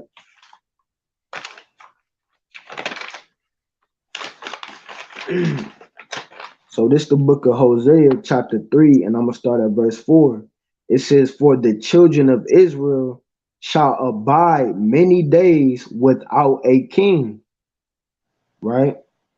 And that's what we saying in the lineage of Yahushua. We went many days without a king, right? We went from the time of Zedekiah. But really, we're not even go mention Zedekiah, because Zedekiah was set up by Nebuchadnezzar. It was never, the kingdom was never supposed to go through Zedekiah, right? So when you look at the lineage, it was supposed to go to one of Jeconiah's sons, right? But Jeconiah went off, and then the Lord brought that judgment to him, and him and his sons was taken into captivity. So that was really the end of the kingdom of Judah, right? But remember, the Lord made that promise to David when he said that he was going to establish his kingdom forever. So even though we went many days without a king, just like Shapar brought out in Amos, the Lord said he going to raise back up the kingdom of David that has fallen, right, in the last days, right? So that's why that was a powerful precept that the brother brought out. So even though we went many days without a king, the Lord said he was going to reestablish the kingdom of David in the last days, because that's the promise that the Lord made to David, right? So Hosea 3 and 4, "For the children of Israel shall abide many days without a king." So we went many years without a king, right? All the way from the time of Jeconiah all the way down to Yahushua, right? It says, "And without a prince, and without a sacrifice, and without an image, and without an ephod, and without teraphim. Afterward shall the children of Israel return and seek the Lord their God." and David their king, and shall fear the Lord and his goodness in the latter days. Right? You see that? So this same prophecy in Hosea is linking up with Zechariah, right? Linking up with we just read in Ezekiel 37, where it says that David their king, like we said, we all know that's talking about YAHAWAHSHI, right? It says in the latter days. So this is an end time prophecy that the Lord was going to raise up the kingdom of David, right? Just like in the days of old. But instead of David, it's going to be Yahushua ruling in the place of David. And Yahushua going to be king over all Israel, right? Through the seed of his fathers, right? So let's read verse 16 in Matthew 1 again.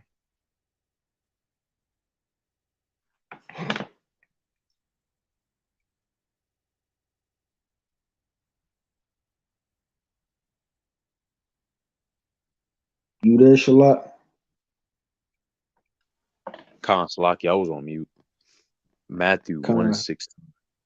And Jacob. Ephraim, I want you to Salakia and Ephraim, can you pull up I want you to pull up the Strong's definition in verse 16 of the word begot and then the word born.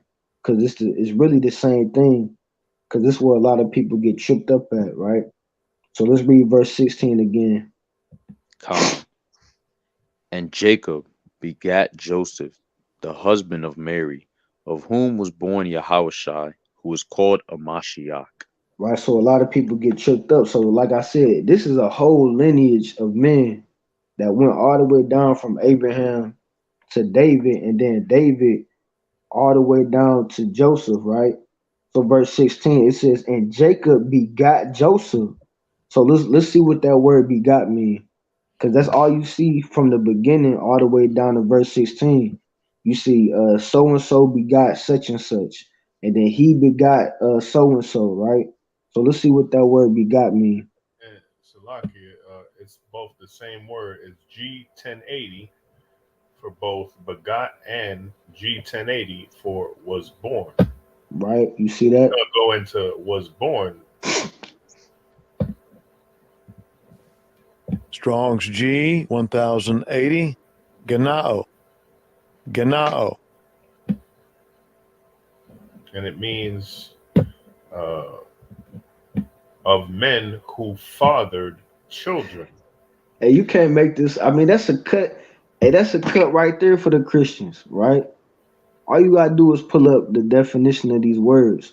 Hold on, we gotta read that again because I don't think people understand. Hey, you went over that too fast, Ephraim. Oh, so I should do it the slower, right? For the slow ones in the back, I got you. Of men who fathered children. Right? I mean, you can't get. Hey, it said of men that fathered children, right? You see that?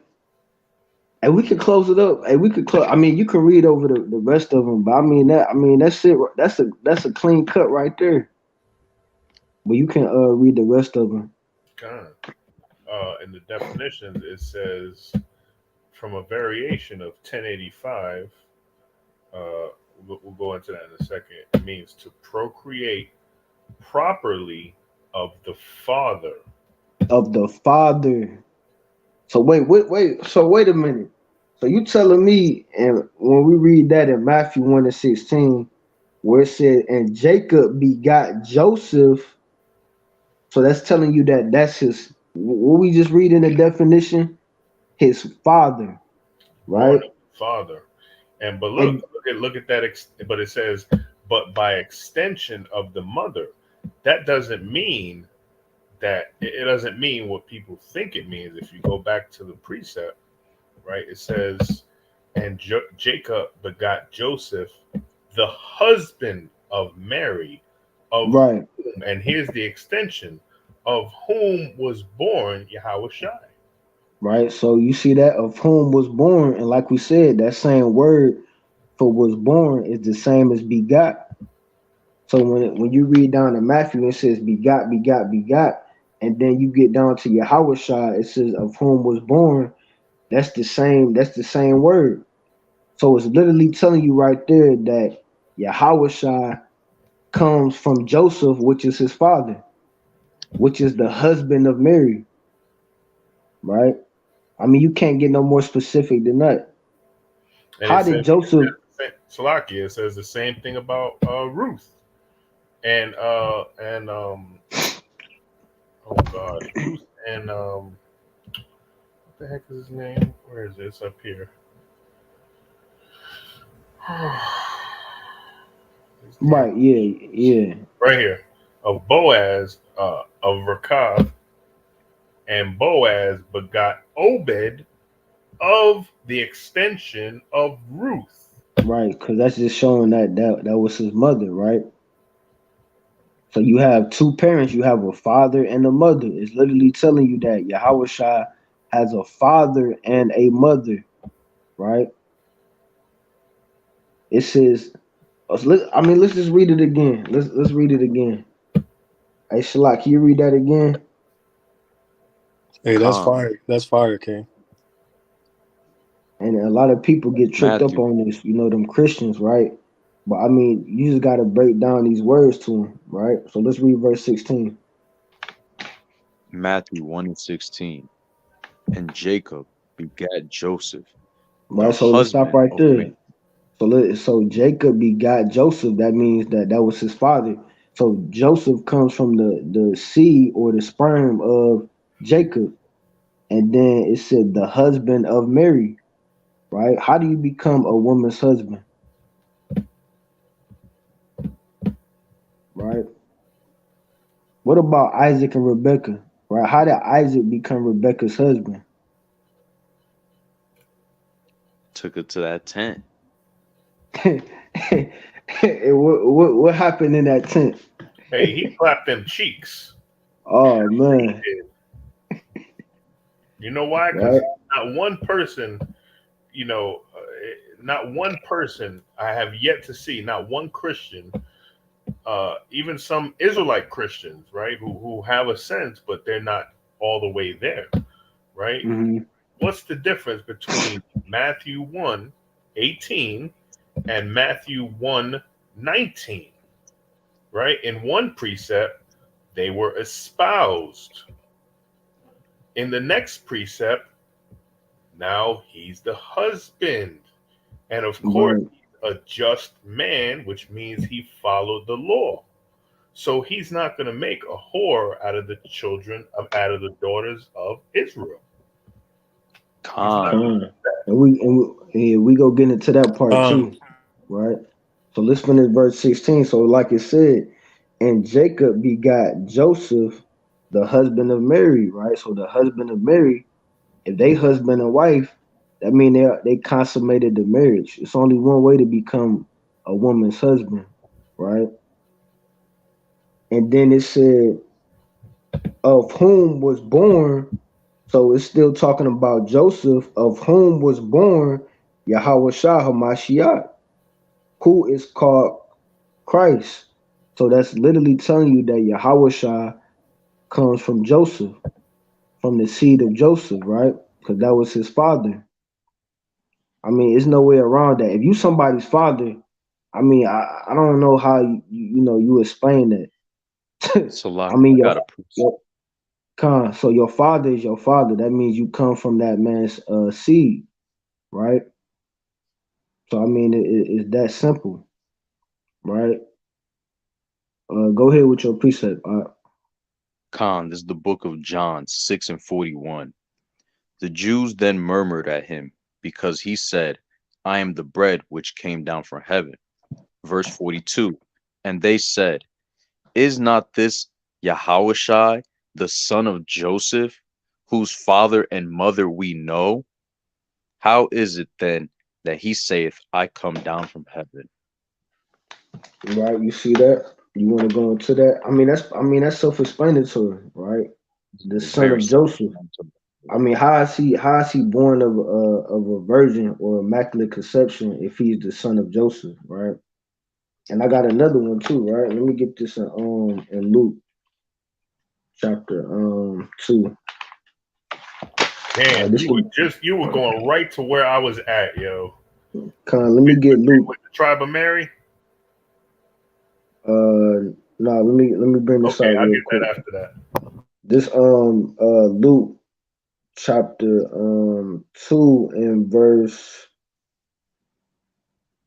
I'm gonna start at verse 41. And this a cut right here. Now his parents, so this is talking about YAHAWAHSHI's parents. It didn't say parent as singular, it said parents as plural, right? So how did Mary just give birth to YAHAWAHSHI without the seed of a man? It said that he had parents, a mother and a father, right? Now his parents went to Jerusalem every year at the feast of the Passover. And when he was 12 years old, they went up to Jerusalem after the custom of the feast. And I'm going to jump down to verse 48. And when they saw him, they were amazed. And his mother said unto him, Son, why hast thou thus dealt with us? Behold, thy father and I have sought thee sorrowing. Right? So Mary called Joseph YAHAWAHSHI's father, right?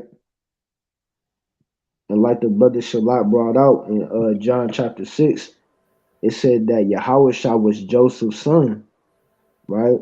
I mean, it don't get no more plain and simple than that, right? Salaki, let me put that nail in the coffin right now. And then after that, we go jump back to finish this Matthew chapter 1. And then I got a few more. So when you go to Luke 1 and 5, right?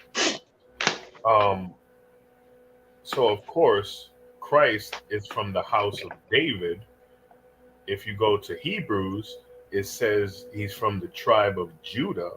So now we have a problem, right? Because if you go to Luke 1 and 5, it says, there was in the days of Herod, the king of Judea, a certain priest, right, who are able to be priests, the Levites, right, named Zacharias of the course of Abiah, and his wife was of the daughters of Aaron. So we have two Levites right here. And then Elizabeth, which is Mary's cousin, was also a Levite. So what tribe do you think Mary is most likely from? It's got to be Levi. It's not mentioned any other place in the scriptures of who Mary's father was. At least I haven't found it.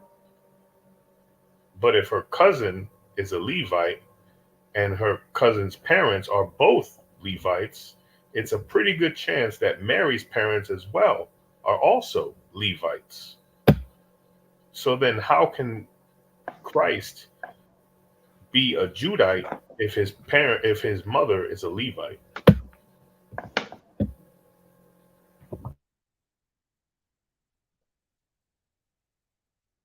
That's all I had.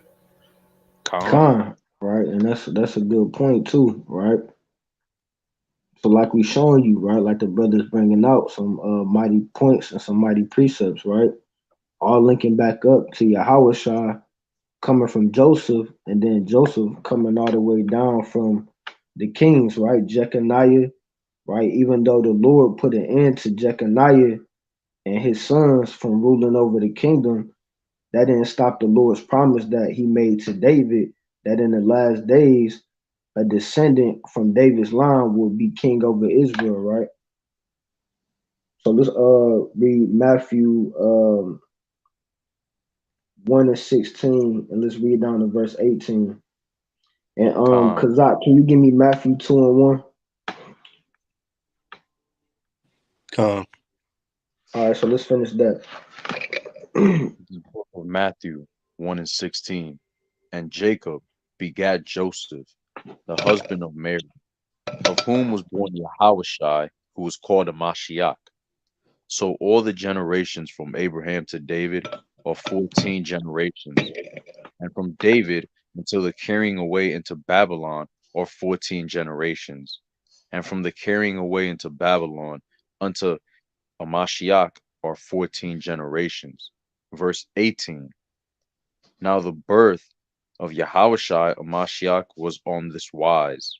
Right. When at So let's stop right there, right? Like just like Ephraim and Shapar was going into, right? Right. It says now the birth of Yahushua was on this wise, right? And we just showed you that he had a father and a mother, right? Going into that word begot, and it's the same word in the Greek as was born, right? And it said of your father's lineage, right? So finish verse 18, and then that's gonna be it on that. Khan. Now the birth of Yahawashi Mashiach was on this wise. When as his mother Mary was espoused to Joseph, before they came together, she was found with child of the Holy Ghost. Right, so let's stop right there. And we all know that's another part, like Ephraim said, that a lot of people get tripped up on, right? So when you go into that word espoused, that just means like to be engaged, right? And then if you look in another translation, I believe in the GNT, people get confused where it says before they came together. People think when it says before they came together, that means before they consummated the marriage. When we go into the GNT, it just say before they was married. So like before they had the actual marriage ceremony, right? She was found with child, right? But that still don't go away from the point that Joseph was the father of Yahushua, right? Like we just brought out in that verse 16, right? So let's get who had Kazak, can you give me that Matthew 2 and 1? And Yield, can you give me John 1 and 45? Hey, Salaki, real quick, look at that verse 20, right? When he says, but while he thought on these things, behold, the angel of the Lord appeared unto Joseph, saying, Joseph, thou son of David. Come on. Like, it can't be any more clearer. Right. And you notice too, this don't make sense, but you notice too, where in the scriptures have you ever if Mary, right, if Yahweh is gonna rule over the throne of David through Mary, why is Mary never mentioned as the daughter of David? You never hear nobody calling Mary the daughter of David, Nope. You don't, right? and But you again, you don't hear anything, and maybe you know more than I do, right? You've been in this thing longer than I have, but you don't ever hear anything else about Mary regarding her lineage, regarding her family ties. You don't, like, nothing at all. right, but you always see Yahweh, even like you just read, his father Joseph as the son of David, right? But you never see that with Mary, right? Describing her as descendant of David, right? Right. But hey, that's where a lot of these Christians get tripped up though, right? So yeah, let's get that Matthew 2 and 1. And did I give somebody John 145? Con, I got it, King. Okay, kind. And Shapar, can you give me John 19 and 18? Come. And then Shalak, can you give me Acts 1 and 5? Khan. And then I got a couple more after that, and then that's gonna be it, right?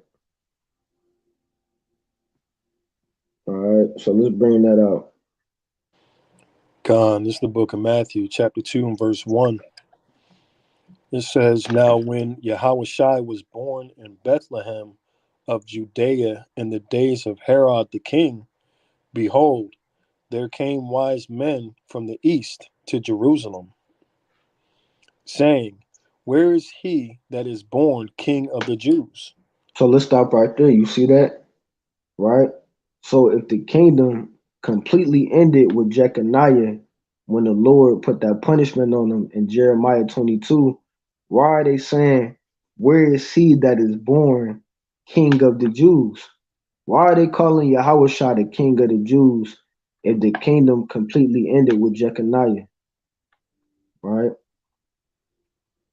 You got to think about that because that would be a contradiction if the Lord told Jeconiah that all of his descendants wouldn't rule upon the throne of David, but at the same time he told David that his kingdom was going to be established forever. Right? That would be a contradiction, right?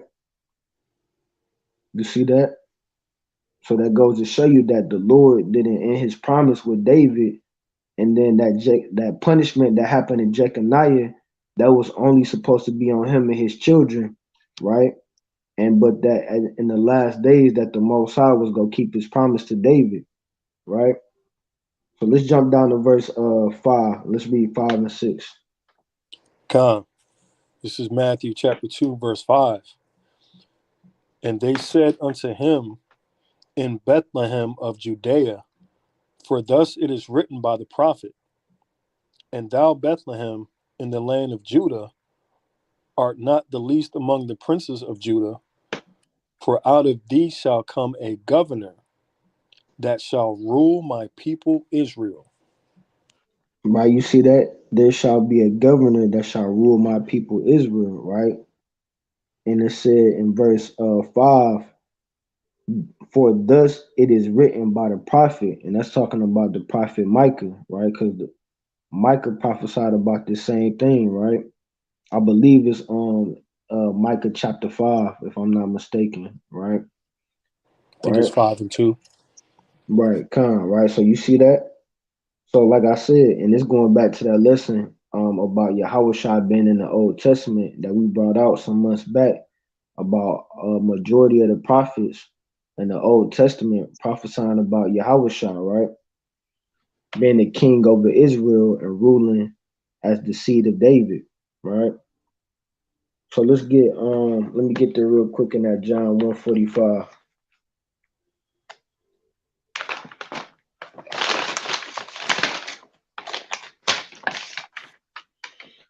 All right, I got it, King. John 145, and let's read down to verse 49, Baba Kashar. John. It's the book of John, chapter 1, verse 45. It says, Philip findeth Nathanael and said unto him, we have found him, of whom Moses in the law and the prophets did write, Yahushua of Nazareth, the son of Joseph. Look, so let's stop right there. The son, why they keep the son of Joseph? There it go again, right? Like Shalat brought out in the book of John, the son of Joseph. It don't get no more descriptive than that, right? Right.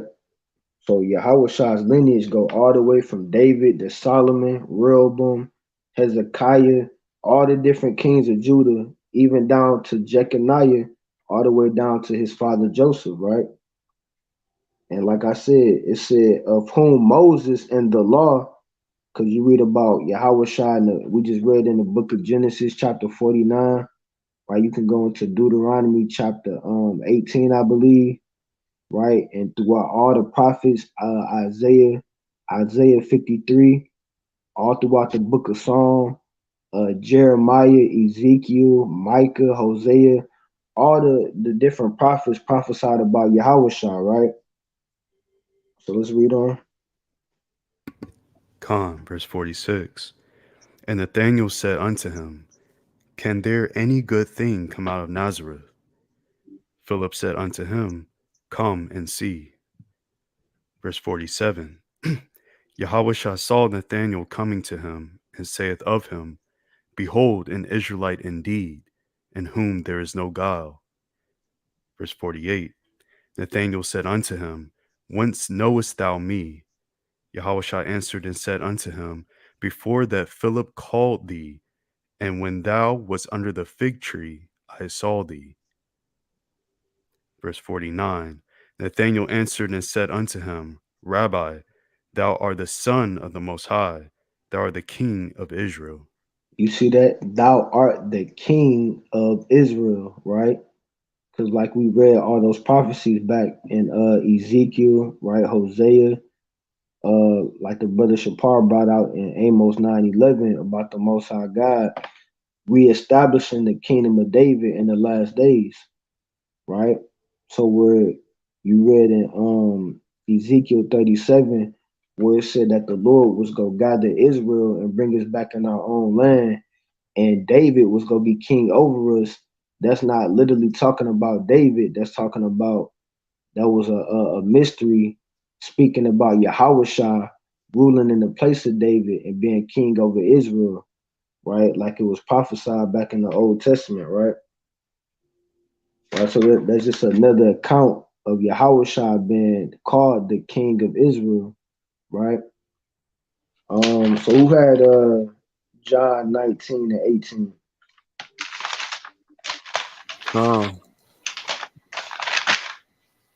So let's read John 19 and 18, and let's read verse 19.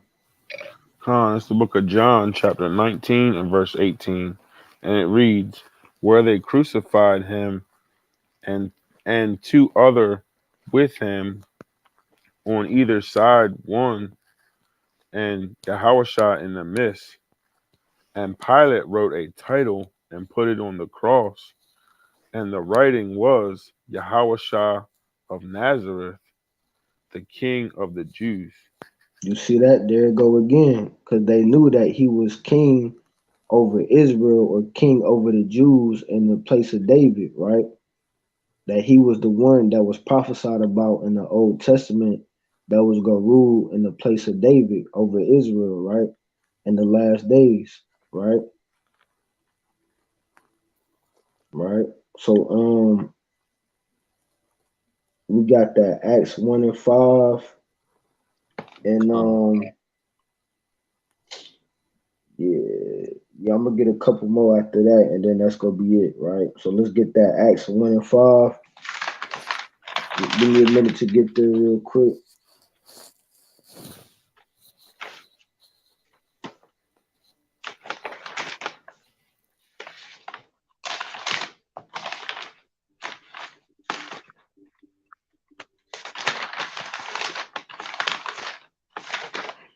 All right, let's read Acts 1 and 5, and let's read verse 6 too.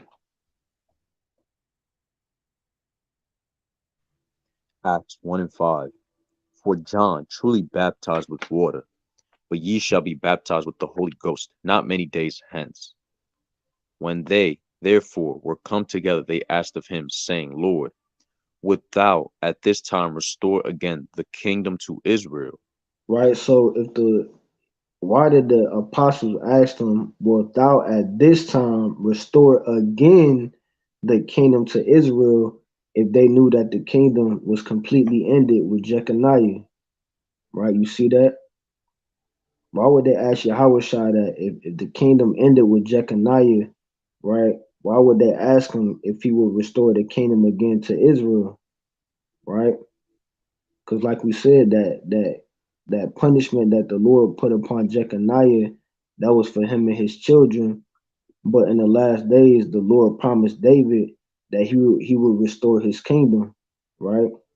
And that Yahushua would rule over David's kingdom, and his kingdom was gonna rule forever and ever, right? According to Daniel 7 and 18, right? So they said, wilt thou at this time restore again the kingdom to Israel? Because they knew that Yahushua was going to be the king over Israel, right? So let me get Kazak, can you give me John 4 and 25? Gone. Right. And then let me get Shalak, can you give me Acts 5 and 30? And then Shapar, can you give me Luke 1 and 30? And that's gonna be my last one.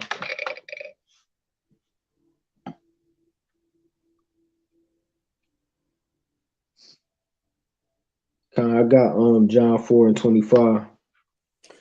This is the book of St. John, chapter 4, verse 25.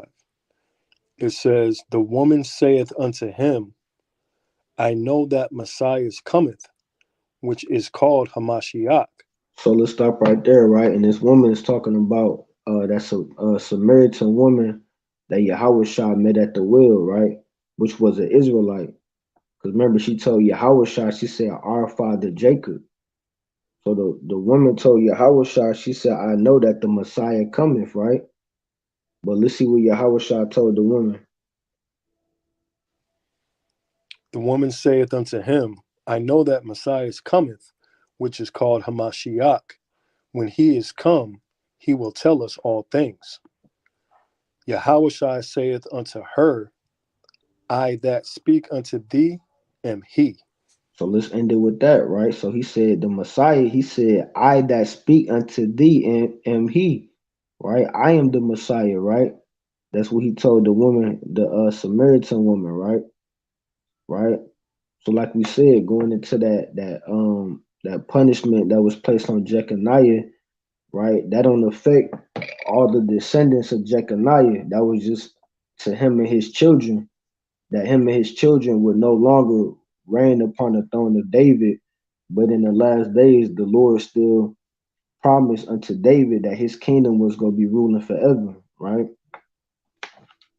And that the Messiah would descend from the lineage of David, right? So let's get let me get there real quick in that Acts 5 and 30.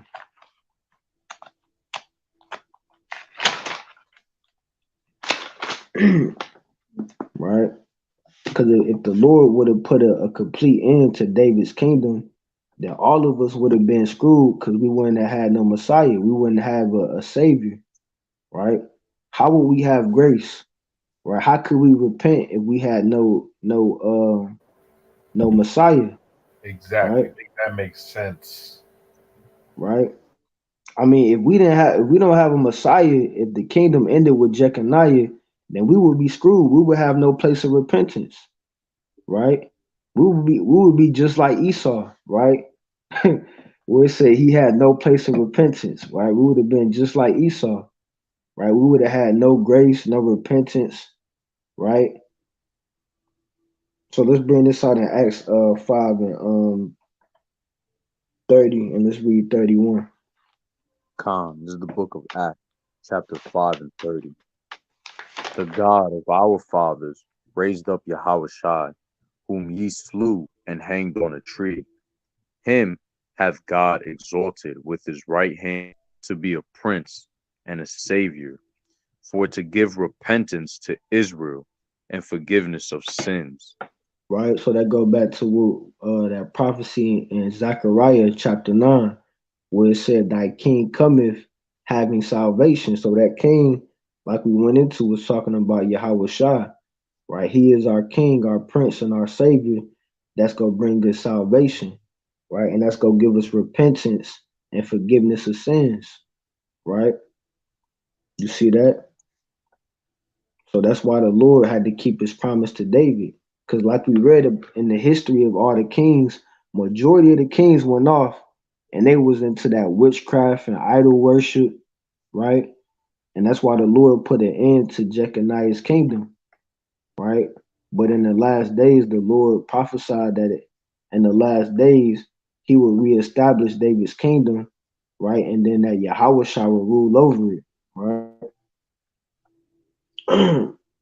So let's get that Luke 1 and 30, and I'm gonna bring out this last one, and then that's gonna be it.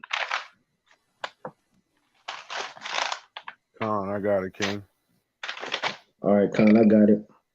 Hey, after this one, can I bring out a quick one right quick?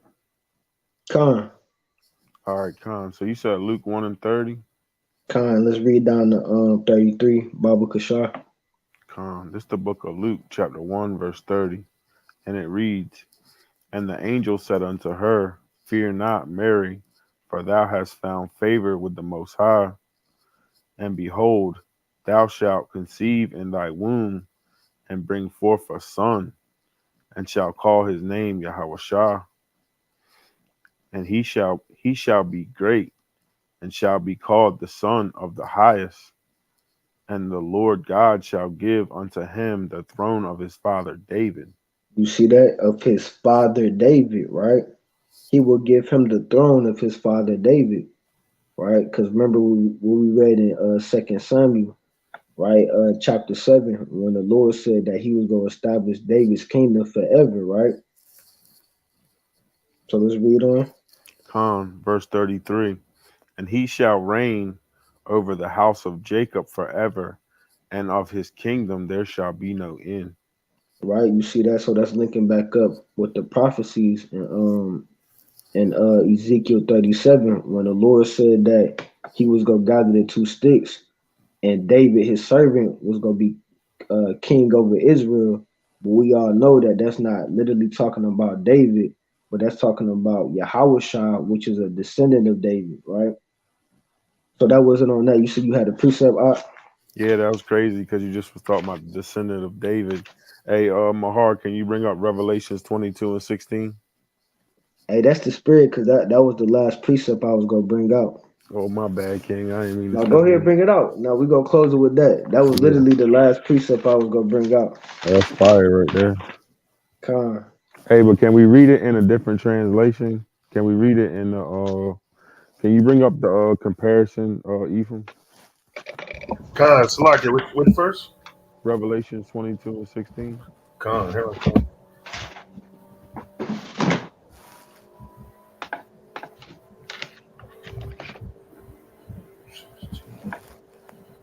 Can you bring up the different translations? Yeah.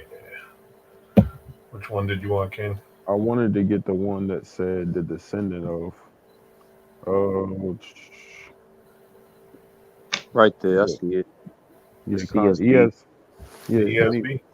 any of them that says descendant, because the KJV says the offspring, but Yashawan had ended up the last precept saying he was descendant of David. So, Con, you can read it if you want to, King. Khan. It says, I, Yahushai, have sent my angel to testify to you about these things for the churches. I am the root and the descendant of David, the bright morning star. Con. Oh yeah, me and the brother was picking the same precept. All praise to the Most High. I mean, that's pretty much self-explanatory. That's out Christ's mouth, himself. That's out the Messiah's mouth. He said, "I am the root and the offspring of David." Yeah, that's all I had on that. Con, all praises. And that was it, right? So like the brother brought out, going back to Yahushua being the descendant and the offspring of David through the line of his father Joseph. And we just went over all the precepts, right? So that's a cut to all them Christians talking about that he couldn't rule over David's kingdom on his father's side because Jeconiah's kingdom was put to an end. So that means that Christ was ruling instead of David from his mother's side. That don't make sense. And we just went over the lineage. We just went over all the precepts to prove it, right? That Yahweh shall go rule over David's kingdom from the line of his father Joseph, right? Right. But that was it on that, unless somebody else got another precept they want to bring out. We all done with your lesson, King? Yeah, Con. Okay, I just wanted to bring out something real quick, if that's okay. What you got, a precept? Nah, more of, let me see, I just want to bring this up real quick. Where it talks about, because all of this is coming from uh, the matriarch, right? The matrilineality, right? And it was started, or it was sort of pushed more in Judaism, right? And we know that Judaism isn't the scriptures, right? It isn't, the Hebrew Bible. It isn't the Tanakh or the Torah, right? It's pretty much done by the issue, right? So when you go to where it was pushed from, it was from the Tenanim, right? Which means the repeaters. Isn't that funny? The repeaters, the fakes. And it was from rabbinic sages whose views were recorded in the Mishnah. Has nothing to do with the Torah. Has nothing to do with the Tanakh. And this happened around 10 around 10 to 200 CE, which is AD, CE, whichever you want to call it. It's the same thing. But the majority of all where these people get their information is from the Mishnah, right? Which is simply oral tradition, right? And oral tradition is the exact stuff that both Yahweh and his son didn't want to happen, right? That's the observing of, that's the observing of man's doctrine, right? Because anybody can change an oral, right? You can say one day, oh, well, it's blue, but now I want it to be green. You know what I mean? It's blue, now it's green. And that would be an oral tradition. Also, that would be a tradition of men. So the majority of all of these issues, right, they get all their stuff from the Talmud, from the Mishnah, from a lot of those made up books. And then another piece I wanted to bring out also was, oh man, where'd it go? Hey, Salakia, just to add on to that point while you're finding that next part of the lesson, even the Messiah spoke on that. I believe it was in the book of John, where he said that you make the law void with your traditions of men, because they were paying for certain things and they were doing certain things where they were already going into like the Talmud and stuff like that. Mm-hmm. And the Talmud says it's okay for an adult male to have sex with somebody that's under 3 years old. What kind of nastiness is that? Right? I've seen it with my own two eyes. They say some disgusting thing, but this is also matrilineality, right? Is the tracing of the kinship through the female line, right? It may also correlate with a social system in which each person identified with the matriline, their mother's lineage, right? But the word that popped up the most was a social system, right? And this entire kingdom that we're in now is all based off of a social system, right? If is that the age old adage, if you tell a lie enough times, people are going to believe it, right? So if this thing has been pushed since 20 AD and it's still being pushed now, I mean, look at society. Look at the way society is, right? It's a female base. They trying to make it into a matriarchy, and it's not naturally supposed to be a matriarchy, right? They're putting the woman above the man, right? They're kicking men out of jobs, right? Giving it to women, right? I mean, like they're taking everything and they're completely flipping it upside down, right? And they're calling good evil and they're calling evil good, right? I saw, and I'm gonna bring this up on Friday when we bring it out, but there's some crazy stuff going on in Hollywood right now. But that's all I had is just is that matriarchy is essentially it was being pushed by the same issues that run the world, right? That run this platform. That's all I had. Praises. I'm gonna bring out this last one too, because like I said, when you go into the scriptures, it clearly show you that the lineage is passed down through the father, right? Going back into that Numbers. But I'm gonna bring out this last one in Ezra. This the book of Ezra, chapter 2, verse 59. And these were they which went up from Tel Malah, Tel Harsah, Cherub, Adon, and Immer, but they could not show their father's house and their seed, right? Whether they were of Israel. And clearly the seed comes from the man, right? And it says, they couldn't tell if they were Israel, and that was based off their father's house and their seed. Right? That goes to show you that your lineage is based on your father's house and your seed, right? Right?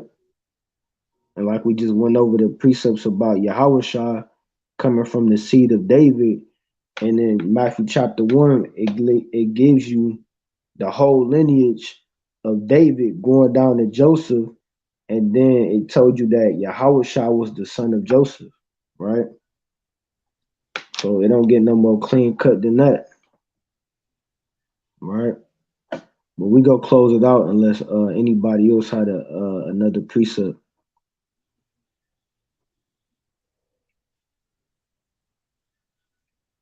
Well, I guess we go close it out then, man. So all praises, man. Hey, again, we want to give all praises, honor, and glory to Yahweh by Hashem YAHAWAHSHI. Hey, the water for all the brothers and sisters that was tuning in tonight for Yahweh's Camp Wars on Wednesday. And Lord willing, we see y'all again next week. All right, but we gonna close it out. All right, again, I'm Brother Yahshua by Yahawah. It's your brother Mahar. Hey, shalom to brother Shalak.